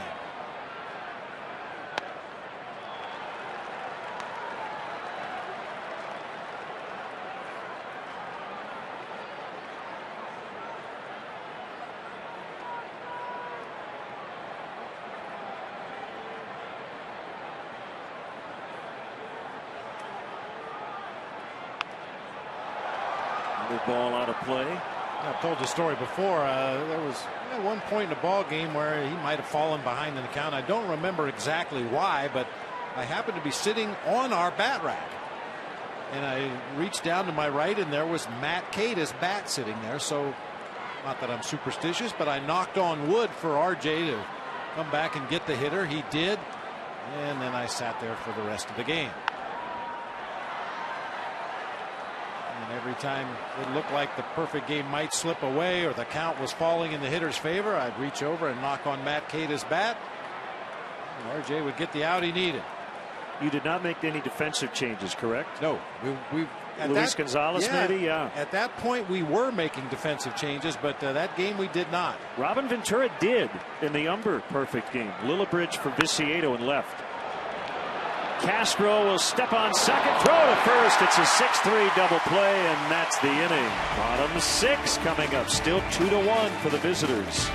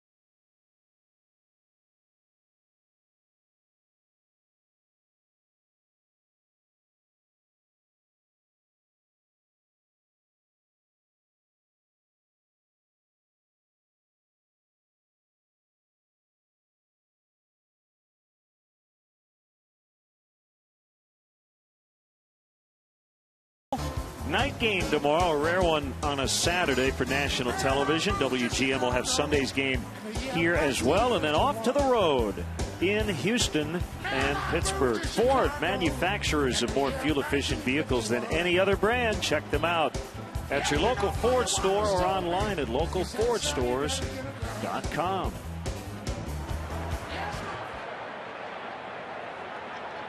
Well, when Philip Humber hasn't allowed a base runner, he's 1-0 this year. When he has, he's 0-2. He's trying to change that. And the Cubs haven't had a whole lot of action against him here today. Their best chance was in the first when they got one but could not add on. Castro pops up. Eduardo Escobar, foul ground, one away.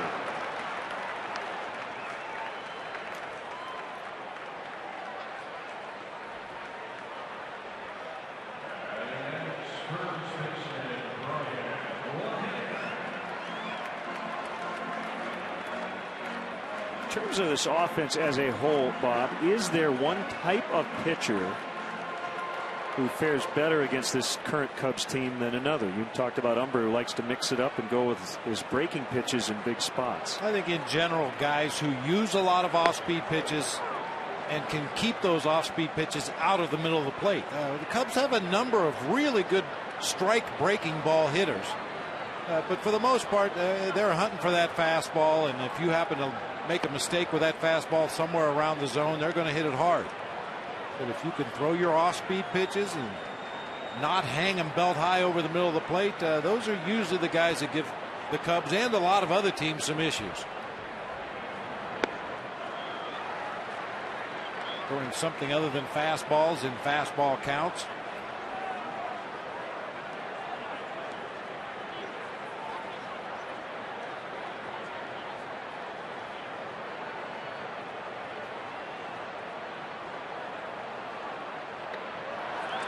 Chased one in the dirt. Brzezinski will fire to Dunn to complete the out.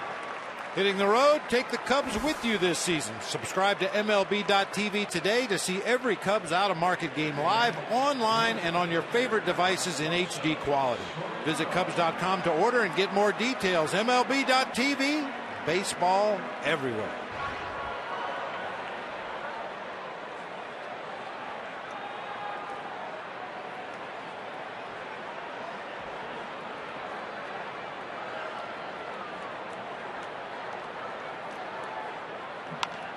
Soriano, high drive out into deep right center. Playable for Rios. Humber goes 1-2-3, and we'll head to the 7th here at Wrigley Field. It's the White Sox 2 and the Cubs 1.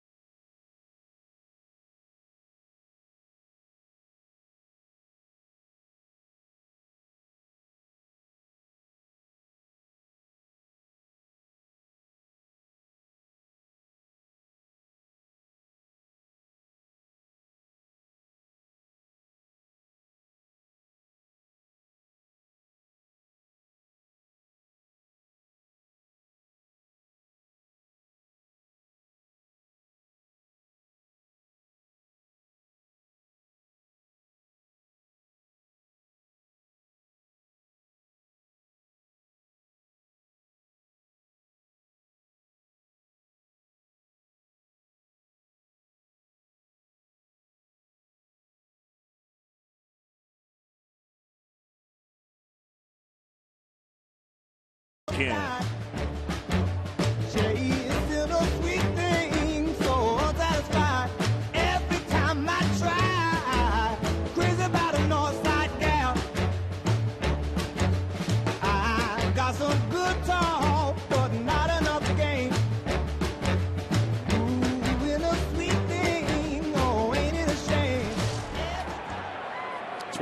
new favorites by J.D. McPherson. North Side Gal. That's our Bud Fan Cam. Brought to you by Budweiser. Great times are waiting.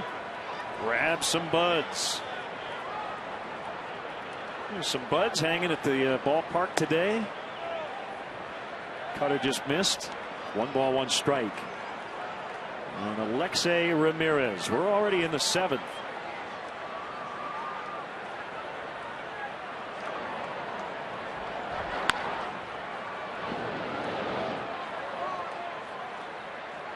Bob, we've got a couple of Super Joes in the building. That's Super Joe Mather for the Cubs and Super Joe McEwing, the new White Sox third base coach. A lot of similarities, both very versatile utility type players, both max effort guys. Although our Super Joe can post up their Super Joe. About a foot taller. Line and stabbed by Darwin Barney. And Ramirez just in disbelief. He's going, man, 100 times out of 100, that should be a hit. But not against this shift. Oh, we've seen that reaction from a lot of opposing players. I think back to that Atlanta series, Freddie Freeman hit 2 line drives right over the mound that were caught. Chipper Jones hit one that was right over the mound and caught. And this time, Alexei Ramirez robbed on what appeared to be a base hit into center field. Well, shift or not, it still was a really good play by Darwin Barney.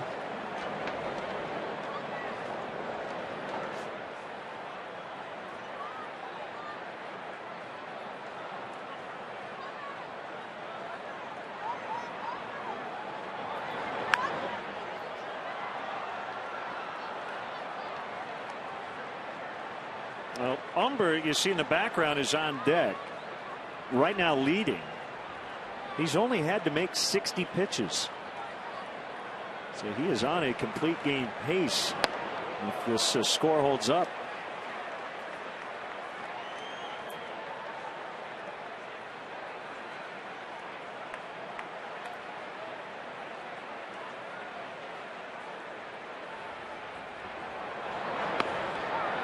Called strike 3.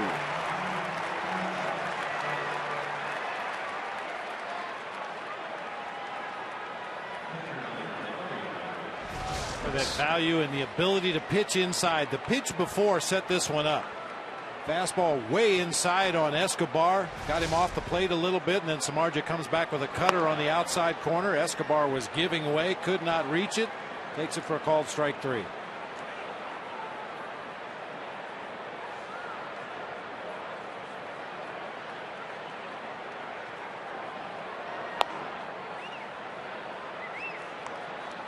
Two and 0. Samardzija had to work a little harder. He nears 90 pitches on the afternoon. Other than the 2-run homer by Konerko in the first, he's been very, very sharp.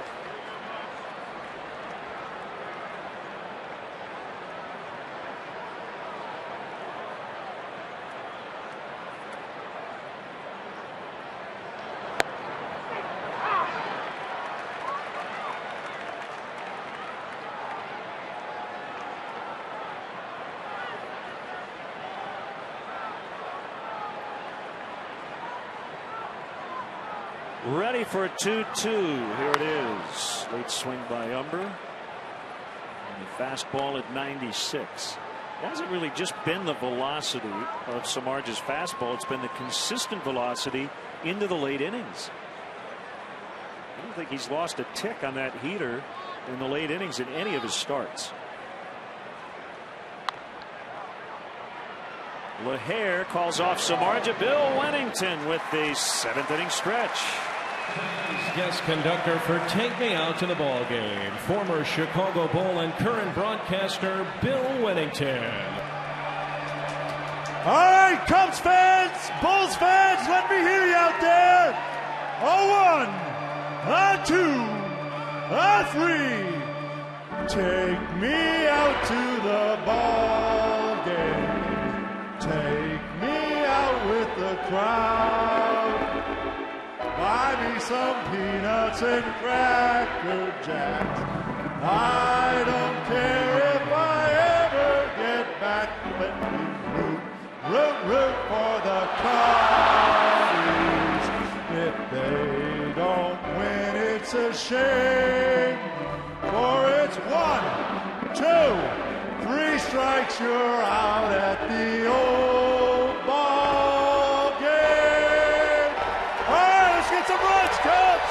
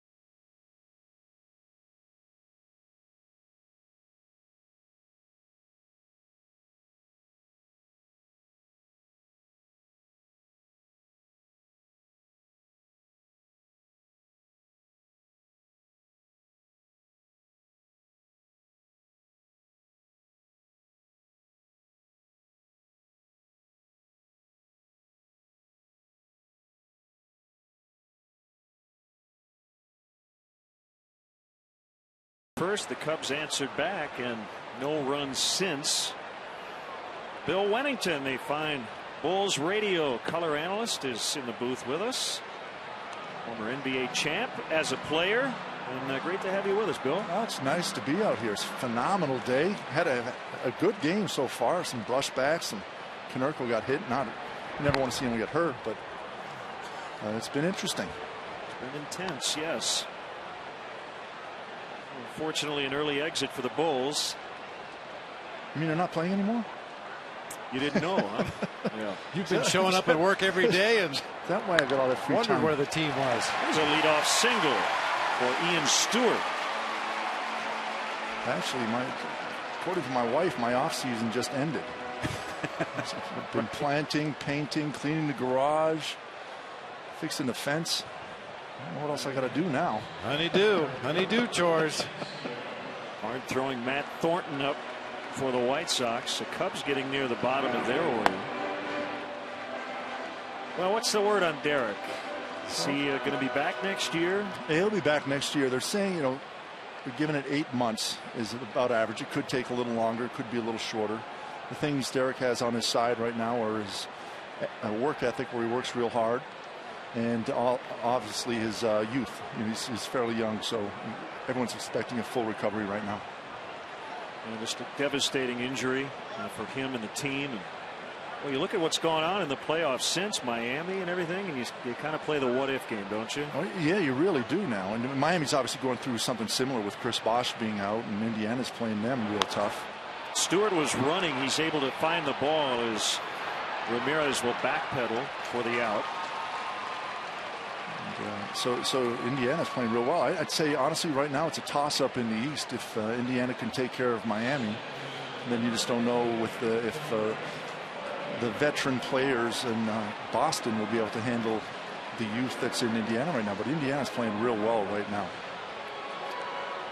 Did you know that Bob went to college with your broadcast partner, Chuck Swirsky? God bless you. Yeah. If you ever need any dirt on Chuck, I'm your guy. You know what? I love Chuck. I don't know how he does it night in and night out. Has so much energy on the call. You play-by-play guys talk a lot, and you got to bring that energy every night. It's amazing. Or afternoon here, as I get criticized a lot by saying, in the few afternoon games we get, saying night all the time. Right. Although you're outside, so you can see the sun, so you can kind of pick that up. Yeah, that's your excuse, right? It's a tip-off. The lights are all set. Yeah. Darwin Barney into the left field corner. We'll see if Stewart can score. Viciata will pick it up. Listash is going to put on the stop sign. Throw to third. Safe. He just got in. And Listash almost literally got in Stewart's way. Ian was running right toward him, and Pat was going to send him, and then at the last second put his hands up. And we know how aggressive the Cubs have been on the bases this year. Pat Listash, a big part of that over there in that third base coach's box. In a one-run game, he wants to take a shot right here. Waved him around the bag at third, but when the relay was perfect, he threw up a late stop sign. Fortunately, Ian Stewart saw it, able to stop his momentum and get back in with a dive. Comes Robin Ventura to the mound. Jeff Samardzija is going to take the at-bat, at least for the time being. Robin out there with his entire infield, and he's going to ask for Matt Thornton. Bill, thanks for stopping by. Enjoy your whatever you call it, off season, busy season, and we look forward to the Bulls' 2012-2013 season. Absolutely. Have a good one, Thanks, gentlemen. Bill. Good to see you again, Bill.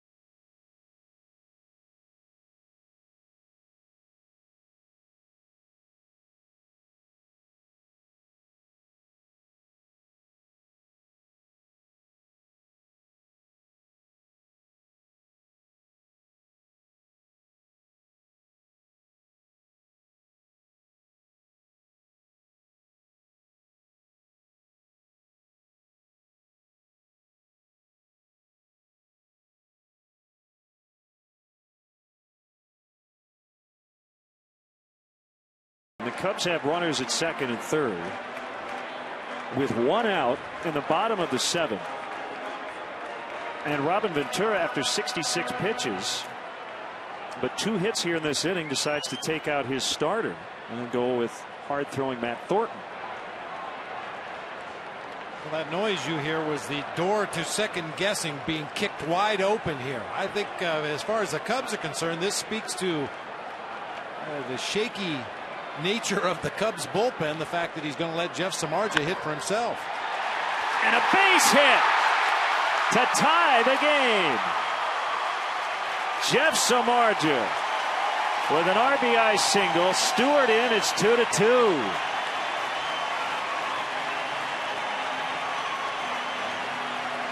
Well, maybe Jamie Quirk just thought he was going to get a hit. Yeah, I mean, Samardzija has swung the bat extremely well. He takes a great batting practice every afternoon. He was hitting balls up in the seats today. And a hard topspin grounder gets through that left side of the infield. Third baseman Eduardo Escobar was playing in, expecting a possible squeeze, either a safety squeeze or a suicide squeeze, and Samardzija just slapped it right past him. He snapped an 0 for 14 to start the season. And now David DeJesus, who already has 2 hits today, including a leadoff double in the first, his 3rd consecutive game leading off the first with a double, and his 4th consecutive game leading off the first with a hit. And he can give the Cubs the lead here, but he pops it up on the left side of the infield. Ramirez for the out. 2 down. So Thornton has come in, faced 2 batters on 2 pitches.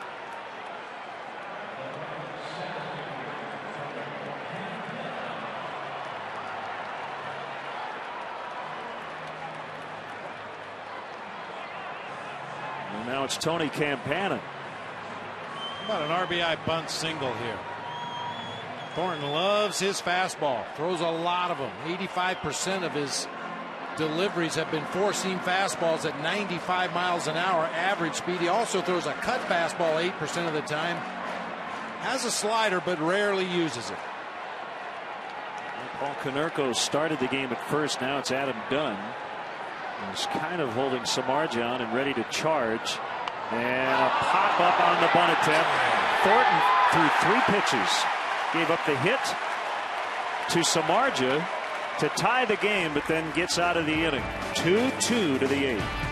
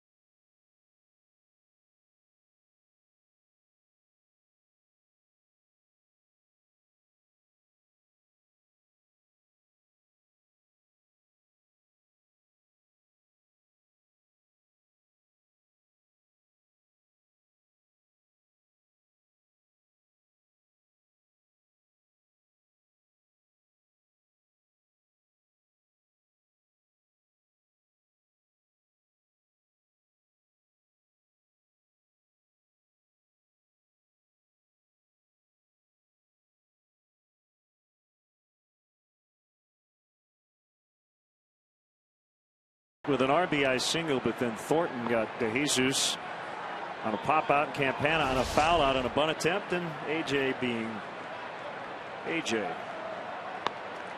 Campaigning for votes for the All-Star game in Kansas City later this summer. Is that what he was doing? Just a look. I don't even think he opened his mouth. All he has to do is look at the fans, and it gets them up out of their seats and riled up.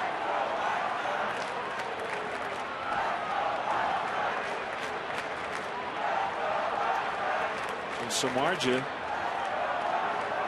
will continue on here in the 8th. Top of the order for the White Sox.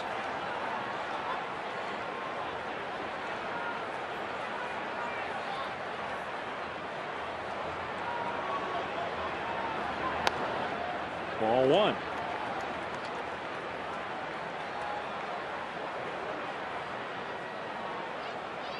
Stewart in at third. LaHare really hugging the line at first. Bunted toward third, and it'll kick foul. Tickets are still available for the 2012 Cubs season, including the next homestand against the Padres from May 28th through the 30th. To purchase tickets, visit Cubs.com, call 1-800-THE-CUBS, or visit the Wrigley Field box office.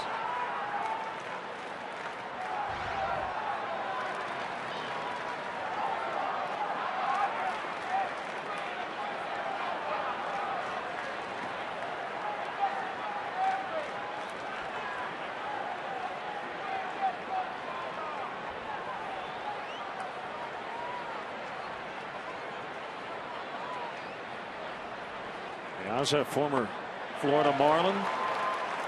1-2.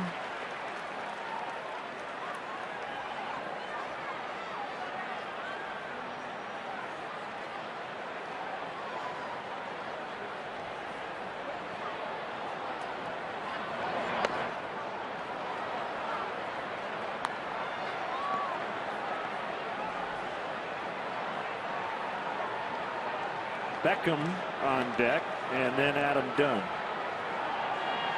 Among their top 3 hitters today, they only have 1 hit and 9 at bats. That was Beckham's first inning single. And De Aza went around.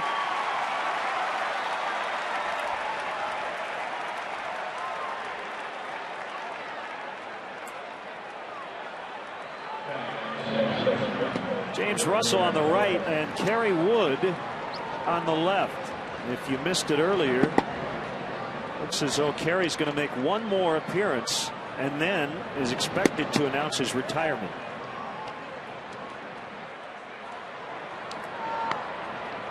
Well, if you think back to Kerry's last appearance, it ended with the glove and a hat being thrown up in the stands, and I don't think he wants that to be his last memory of pitching here at Wrigley Field.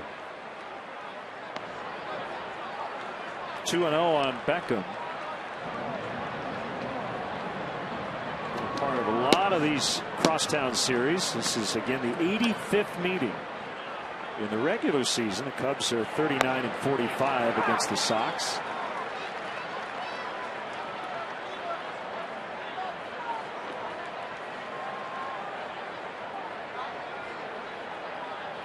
Two-1 on the way. Pop foul. And back to the seats, first base side. Everything tonight is interleague except for the Cardinals and Dodgers.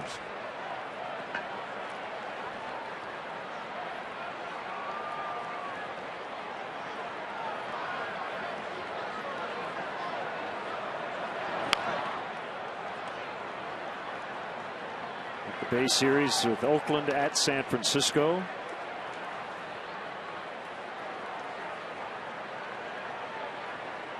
Baltimore's in D.C. Orioles and Nationals both off to excellent starts. Still 2-2. This is it right now. Not only the only show in town, the only show in baseball right now.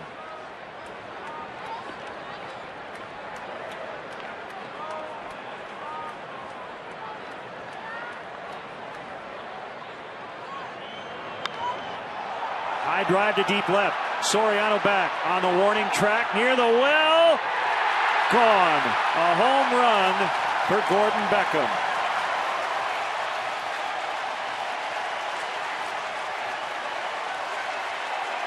His 3rd of the year, and it's 3-2 White Sox.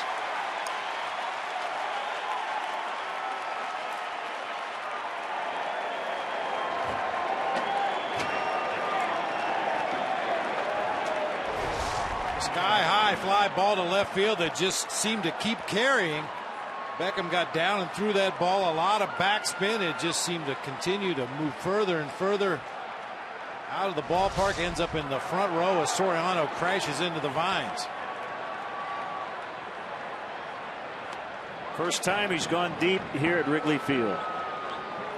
Been a struggle for Beckham, to say the least.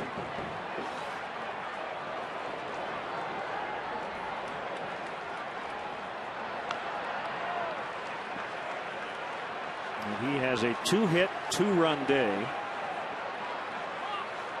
And the White Sox get that run right back.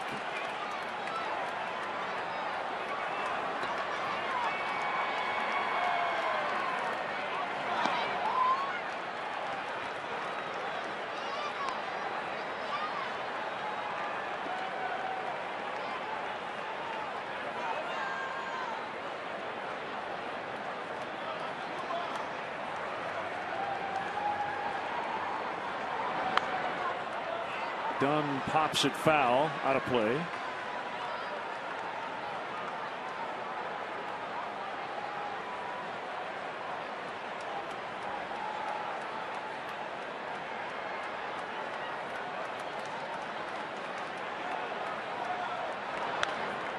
Well, if Adam Dunn wants to add to his home run total against the Cubs, and any left-handed batter the rest of the day for that matter, they might want to think opposite field with the wind direction. That's where the ball's really been jumping. If there's anybody on the field right now that can hit one through that stiff wind, it would be the big donkey at the plate. His teammates used to call him in Cincinnati.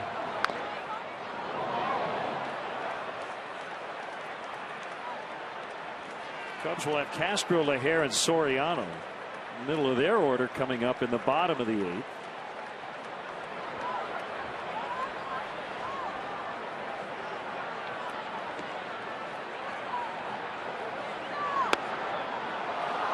Oh, my.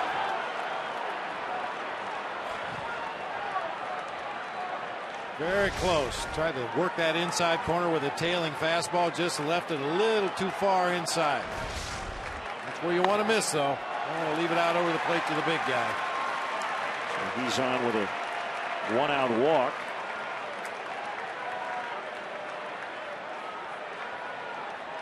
And here comes Jamie Quirk. Dale Swain was ejected in the bottom of the 5th.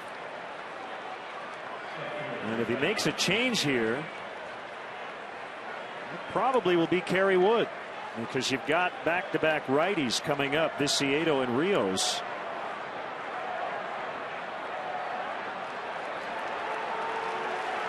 So here he comes as Jeff Samardzija will lead.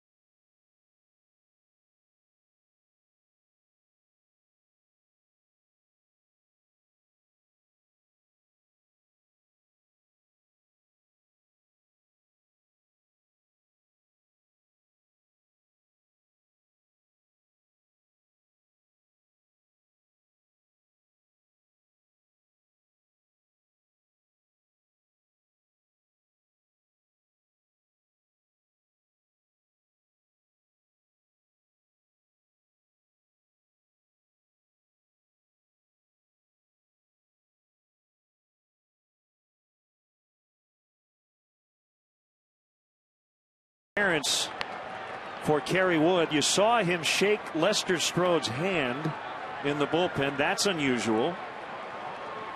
The Cubs bullpen coach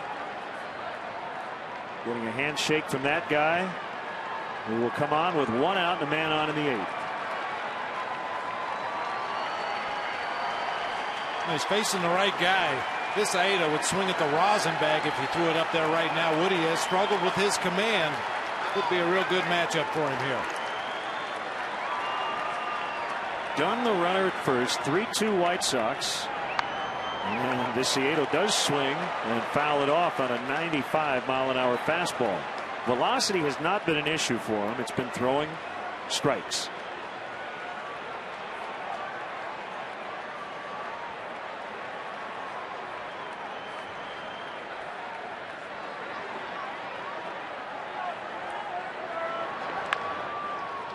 Bounced foul. Well, talking to Pat Hughes before the game, he said this is the most dominating game he's ever seen pitched. And Pat's watched about 5,000 in his broadcasting career, 20 strikeouts in his rookie year against the Astros. I think anybody that saw that game would say it's the most dominating performance they've ever seen. The 0-2, swing and a miss. He struck him out. 2 down.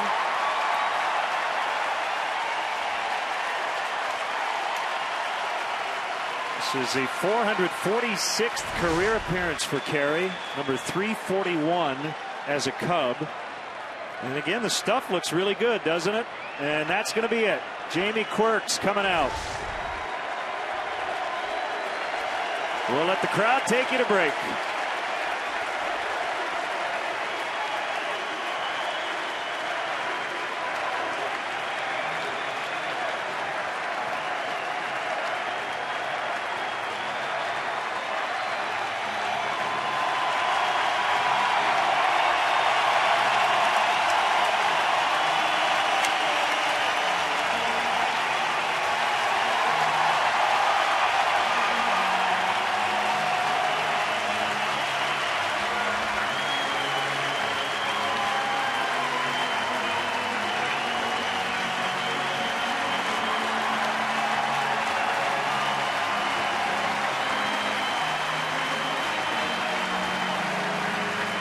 keep it right here. Wow, what a moment. And his son Justin giving him a big hug and a standing ovation.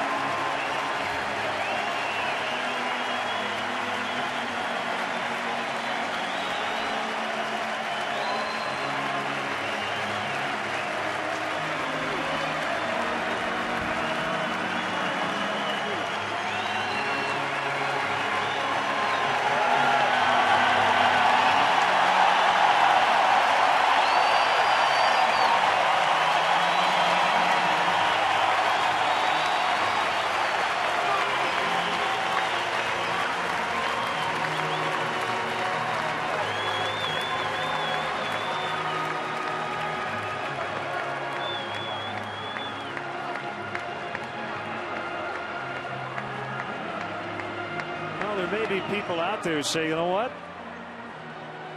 They look like the Kerry Wood of old in that at bat, but I think every athlete who's had a lot of success wants to go out on top, and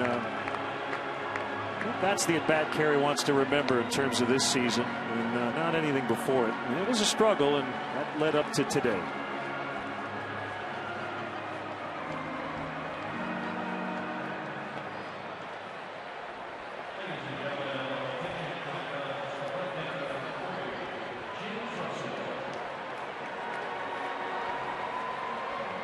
That James Russell is on.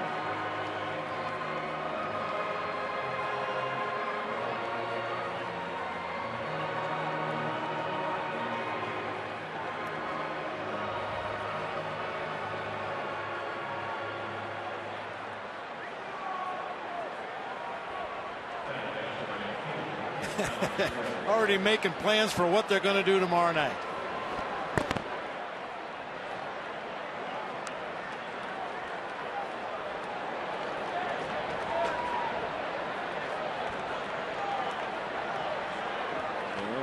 Sit and watch and hope the Cubs can come back here the last couple of innings. How'd that work out for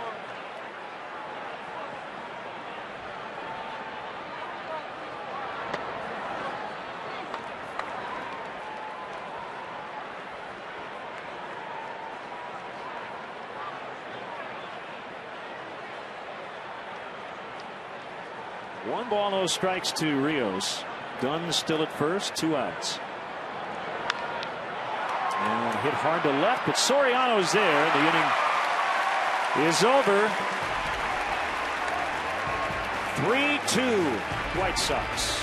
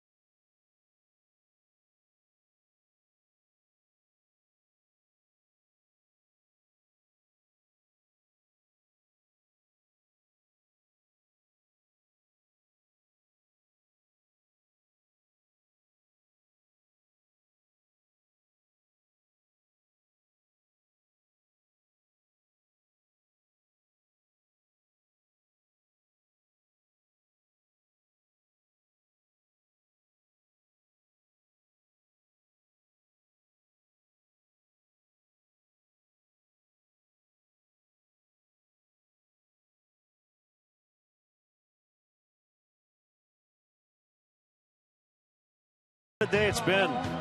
Paul Konerko with a 2-run homer in the first inning, but then a very scary incident in the third. He was hit by a pitch near the left eye, suffered lacerations, and being evaluated as he had to leave the game. The Cubs would come back to tie the game in the 7th as Jeff Samardzija would knock in Ian Stewart. And then Kerry Wood struck out Dayan Viciedo, and his major league career has come to an end, but a standing ovation, very touching moment as he got a hug from his son Justin. Visit your local Chicagoland Honda dealer today to test drive a 2012 Honda Accord. Yeah, sorry to desert you there for a few moments, partner, but I'm a sucker for those emotional moments. Very few guys get to go out on their own terms, and really good to see Woody go out with a punch out, his son meeting him there at the dugout. What a great moment.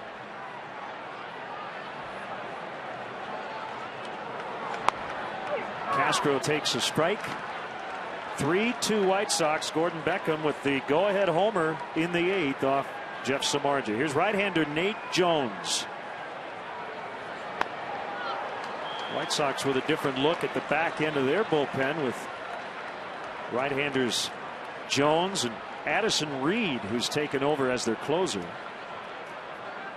And Jones can rush it up there. Fastball, average fastball around 97 miles per hour. That one at 98. Likes to work across the top of the zone. Also throws a slider and an occasional changeup. But as you can imagine, coming in these late inning short stints, he's going to throw a lot of heaters. Slider coming this time, though. And Castro pops it foul out of play. So Robin Ventura going with the youth at the end. Hector Santiago was closing at one point.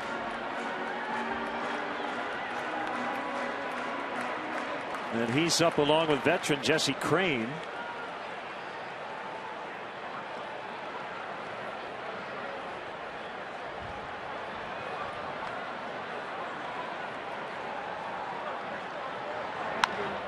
Out into center, base hit to lead off the inning on an 0-2 pitch.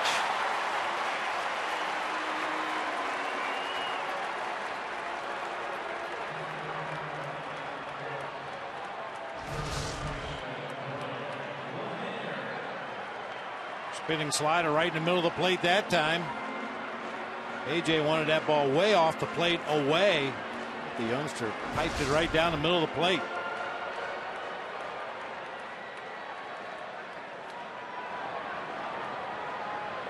Now, this should be an interesting matchup. Great fastball pitcher on the mound, great fastball hitter in that left-handed batter's box. Foul tip for a strike.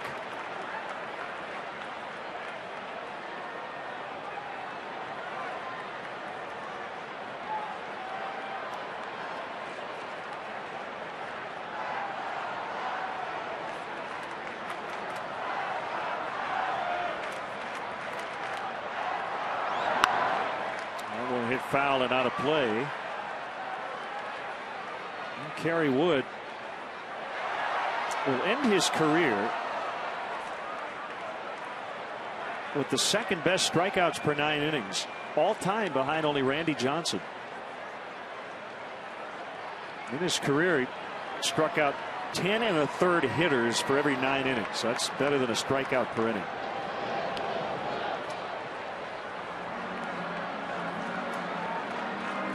About the comebacks for multiple arm injuries.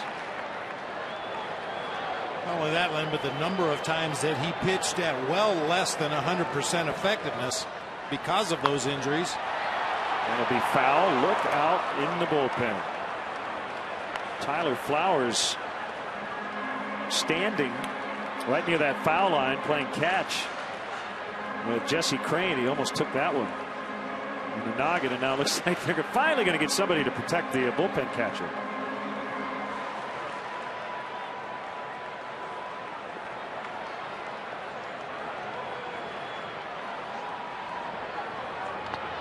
Going inside, blocked by Brzezinski.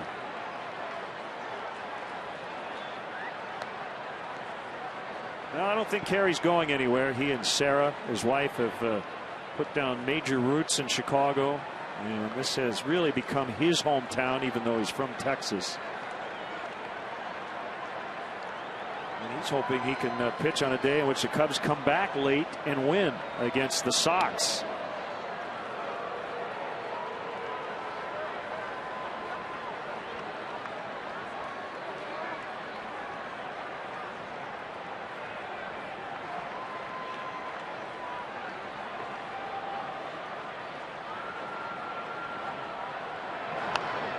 Ooh. 98 and a very late swing by LaHare just to stay alive. Castro really needs to be alert over there at first base for another potential breaking ball in the dirt. AJ blocked the last one. It's where pitchers have been going when they've been able to get ahead in the count to Brian LaHare. They try to bounce a breaking ball, see if they can get him to chase. And he got him that time. 98. Up the ladder with a fastball instead. Why not?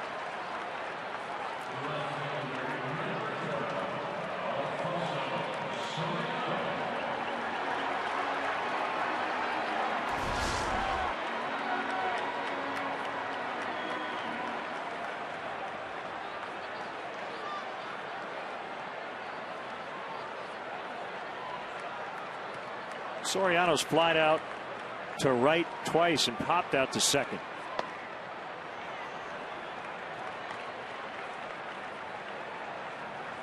Tell you, Bob, I think the White Sox, and you're starting to see the Cubs too, the shift in terms of bullpens going from higher paid veterans to younger, hard throwing rookies or second or third year players.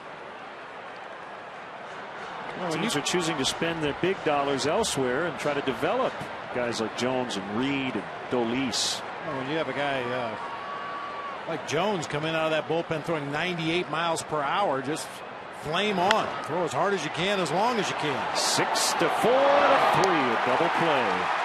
And the inning is over. Cubs waste a leadoff single. We'll go to the ninth. Still 3-2 White Sox.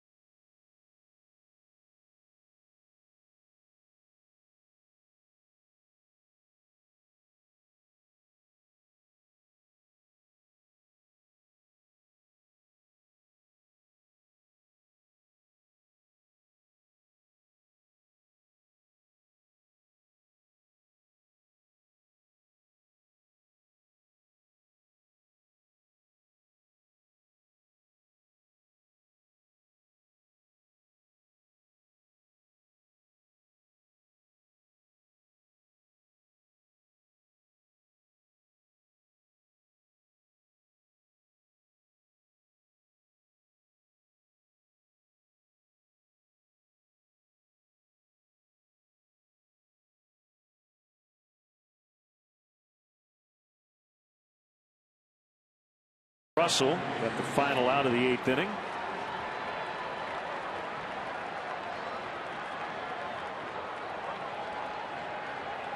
And Blake Lally making his big league debut. He's now catching. Makes you wonder if something happened to Wellington Castillo. There he is, big league debut for Lally.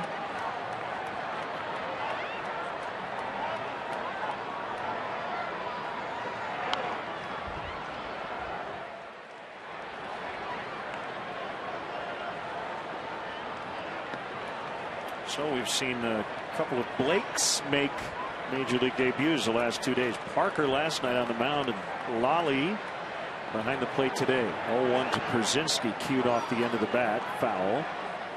0-2.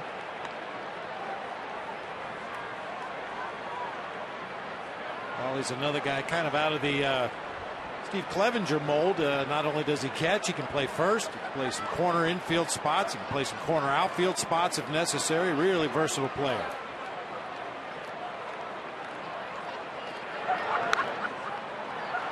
Infield pop up. Ian Stewart for the out.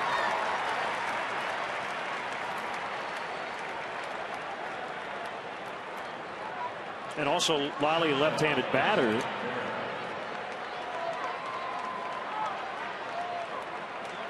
So his spot due up second in the bottom of the ninth.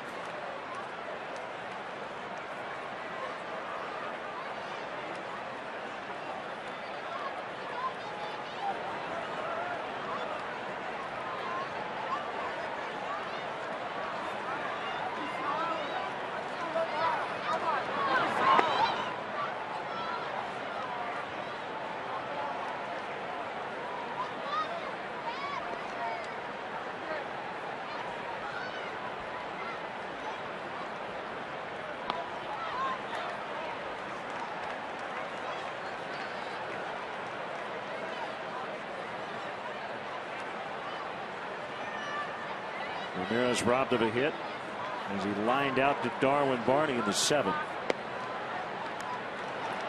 3-0. Jeff Samardzija today went 7 1/3, gave up 3 runs, 2 home runs, struck out 8, walked 2, and 113 pitches. A season high for Jeff. Ball 4.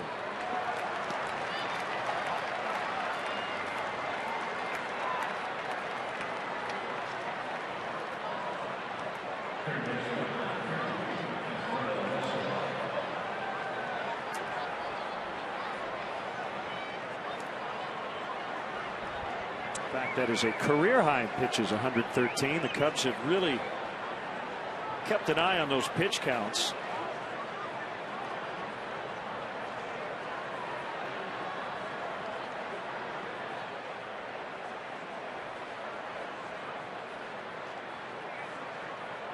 Slow trip to the mound by Blake Lally to talk it over with James Russell as the Cubs get some activity in their bullpen. Looks like Sean Camp, like a vitamin, once a day he gets up in that bullpen.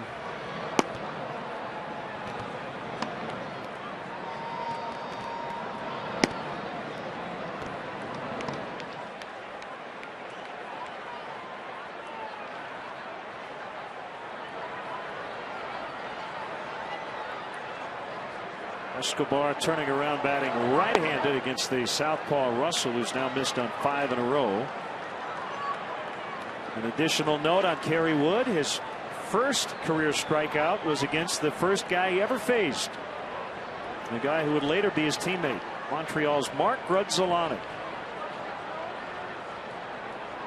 That was in Montreal on April 12, 1998, and the final batter Woody faced, also a strikeout, Diane DeCieto.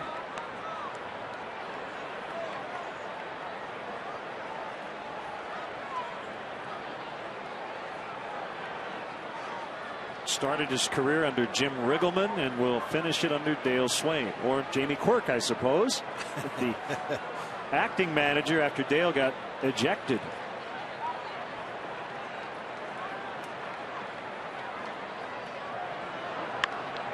Line and caught by Stewart. Throw to first, not in time. Another line out by a White Sox hitter. Escobar out, 2 down.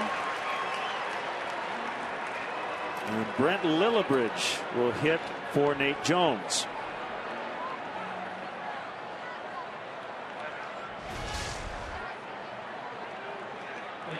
Unfortunately, a lot of topspin on that line drive. Had just enough topspin that Ian Stewart was able to go up the ladder, make the catch.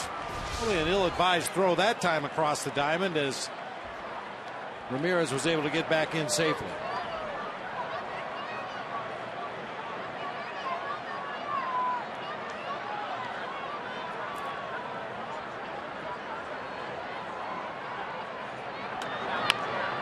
Lillibridge bounces. Fair. Stewart gets rid of it quickly on a hop. He gets him to end the inning. Nicely done. Ian Stewart, last chance for the Cubs, down a run in the ninth.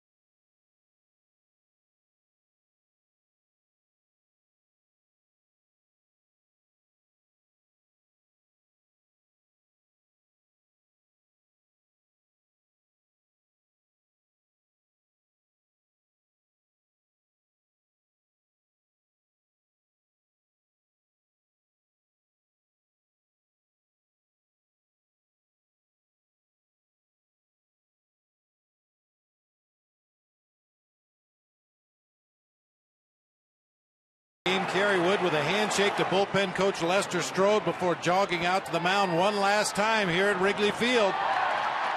Strikes out Diane Visiedo on a breaking ball in the dirt. A standing ovation here at Wrigley Field, met by his son in front of that third base dugout. Just another tremendous moment here at the friendly confines. Player of the game brought to you by Budweiser. Great times are waiting. Grab some buds.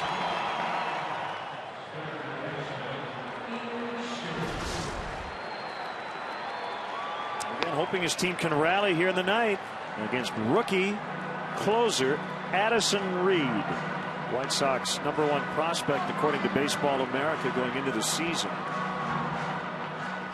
Chris Santiago began the year as the Sox closer. Chris Sale was there for about a minute.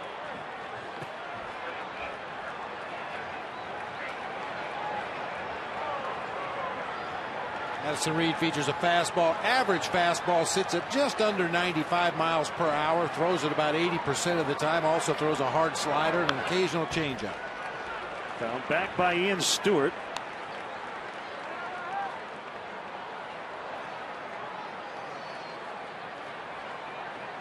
And Blake Lally on deck. Just brought up today. His contract selected from AAA Iowa's Chris Volstad was optioned there.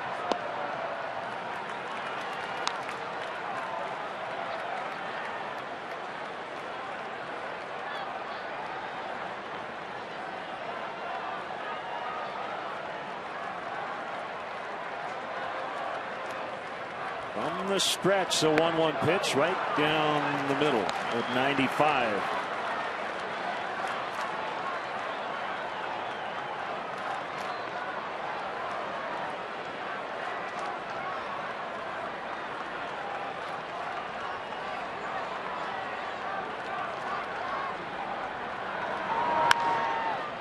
Ground ball to Beckham.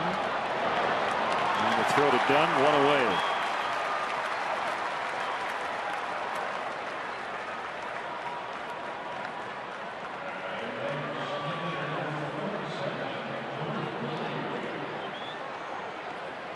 He's been a very good hitter throughout his minor league career with the Cubs.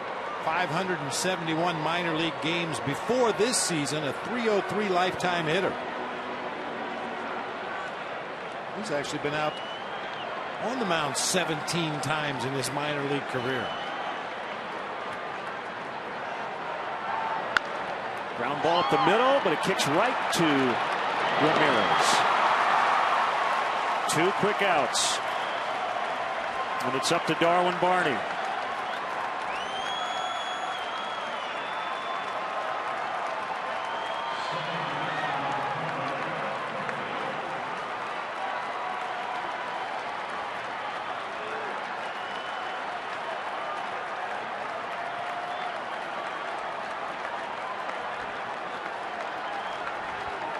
The White Sox are trying to make it 18 of their last 22 on the road in interleague play.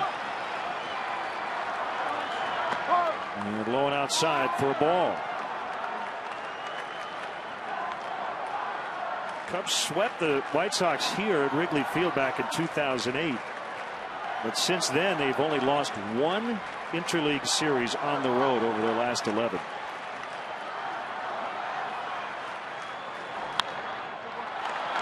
Out into right, and this will do it. Is Alex Rios lost it in the sun. Barney's going to make second.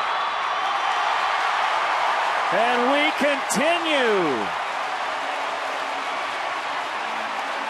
That 355 sun angle got to Rios on a very routine fly ball.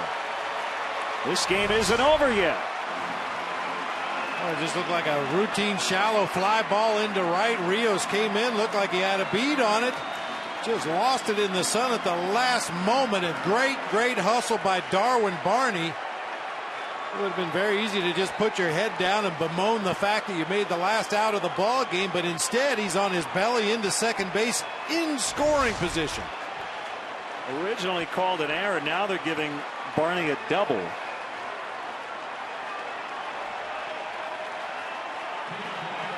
And Reed Johnson has come up with some big hits off the bench here lately. Will pinch hit.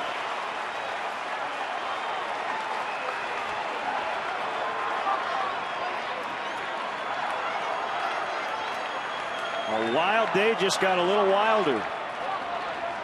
Might as well go full-blown crazy here.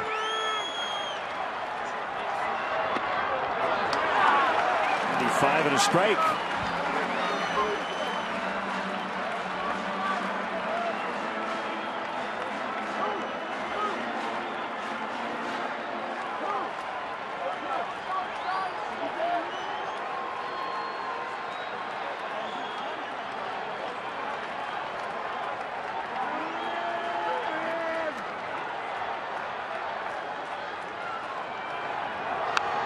Oh, 2.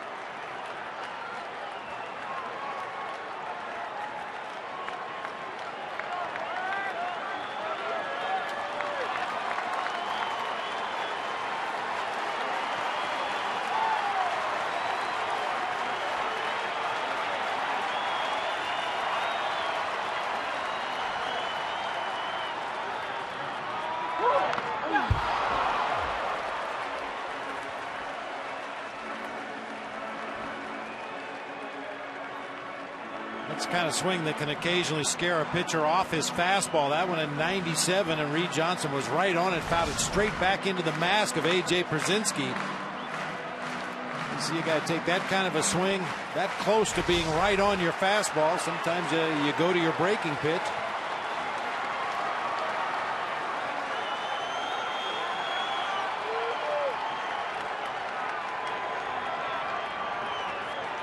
Kick and the pitch, swing and a miss. Strike 3 to end it. So the White Sox hang on. The final score today, the Sox 3, the Cubs 2. As the Cubs have now dropped 4 in a row. We'll have more from Wrigley Field after this.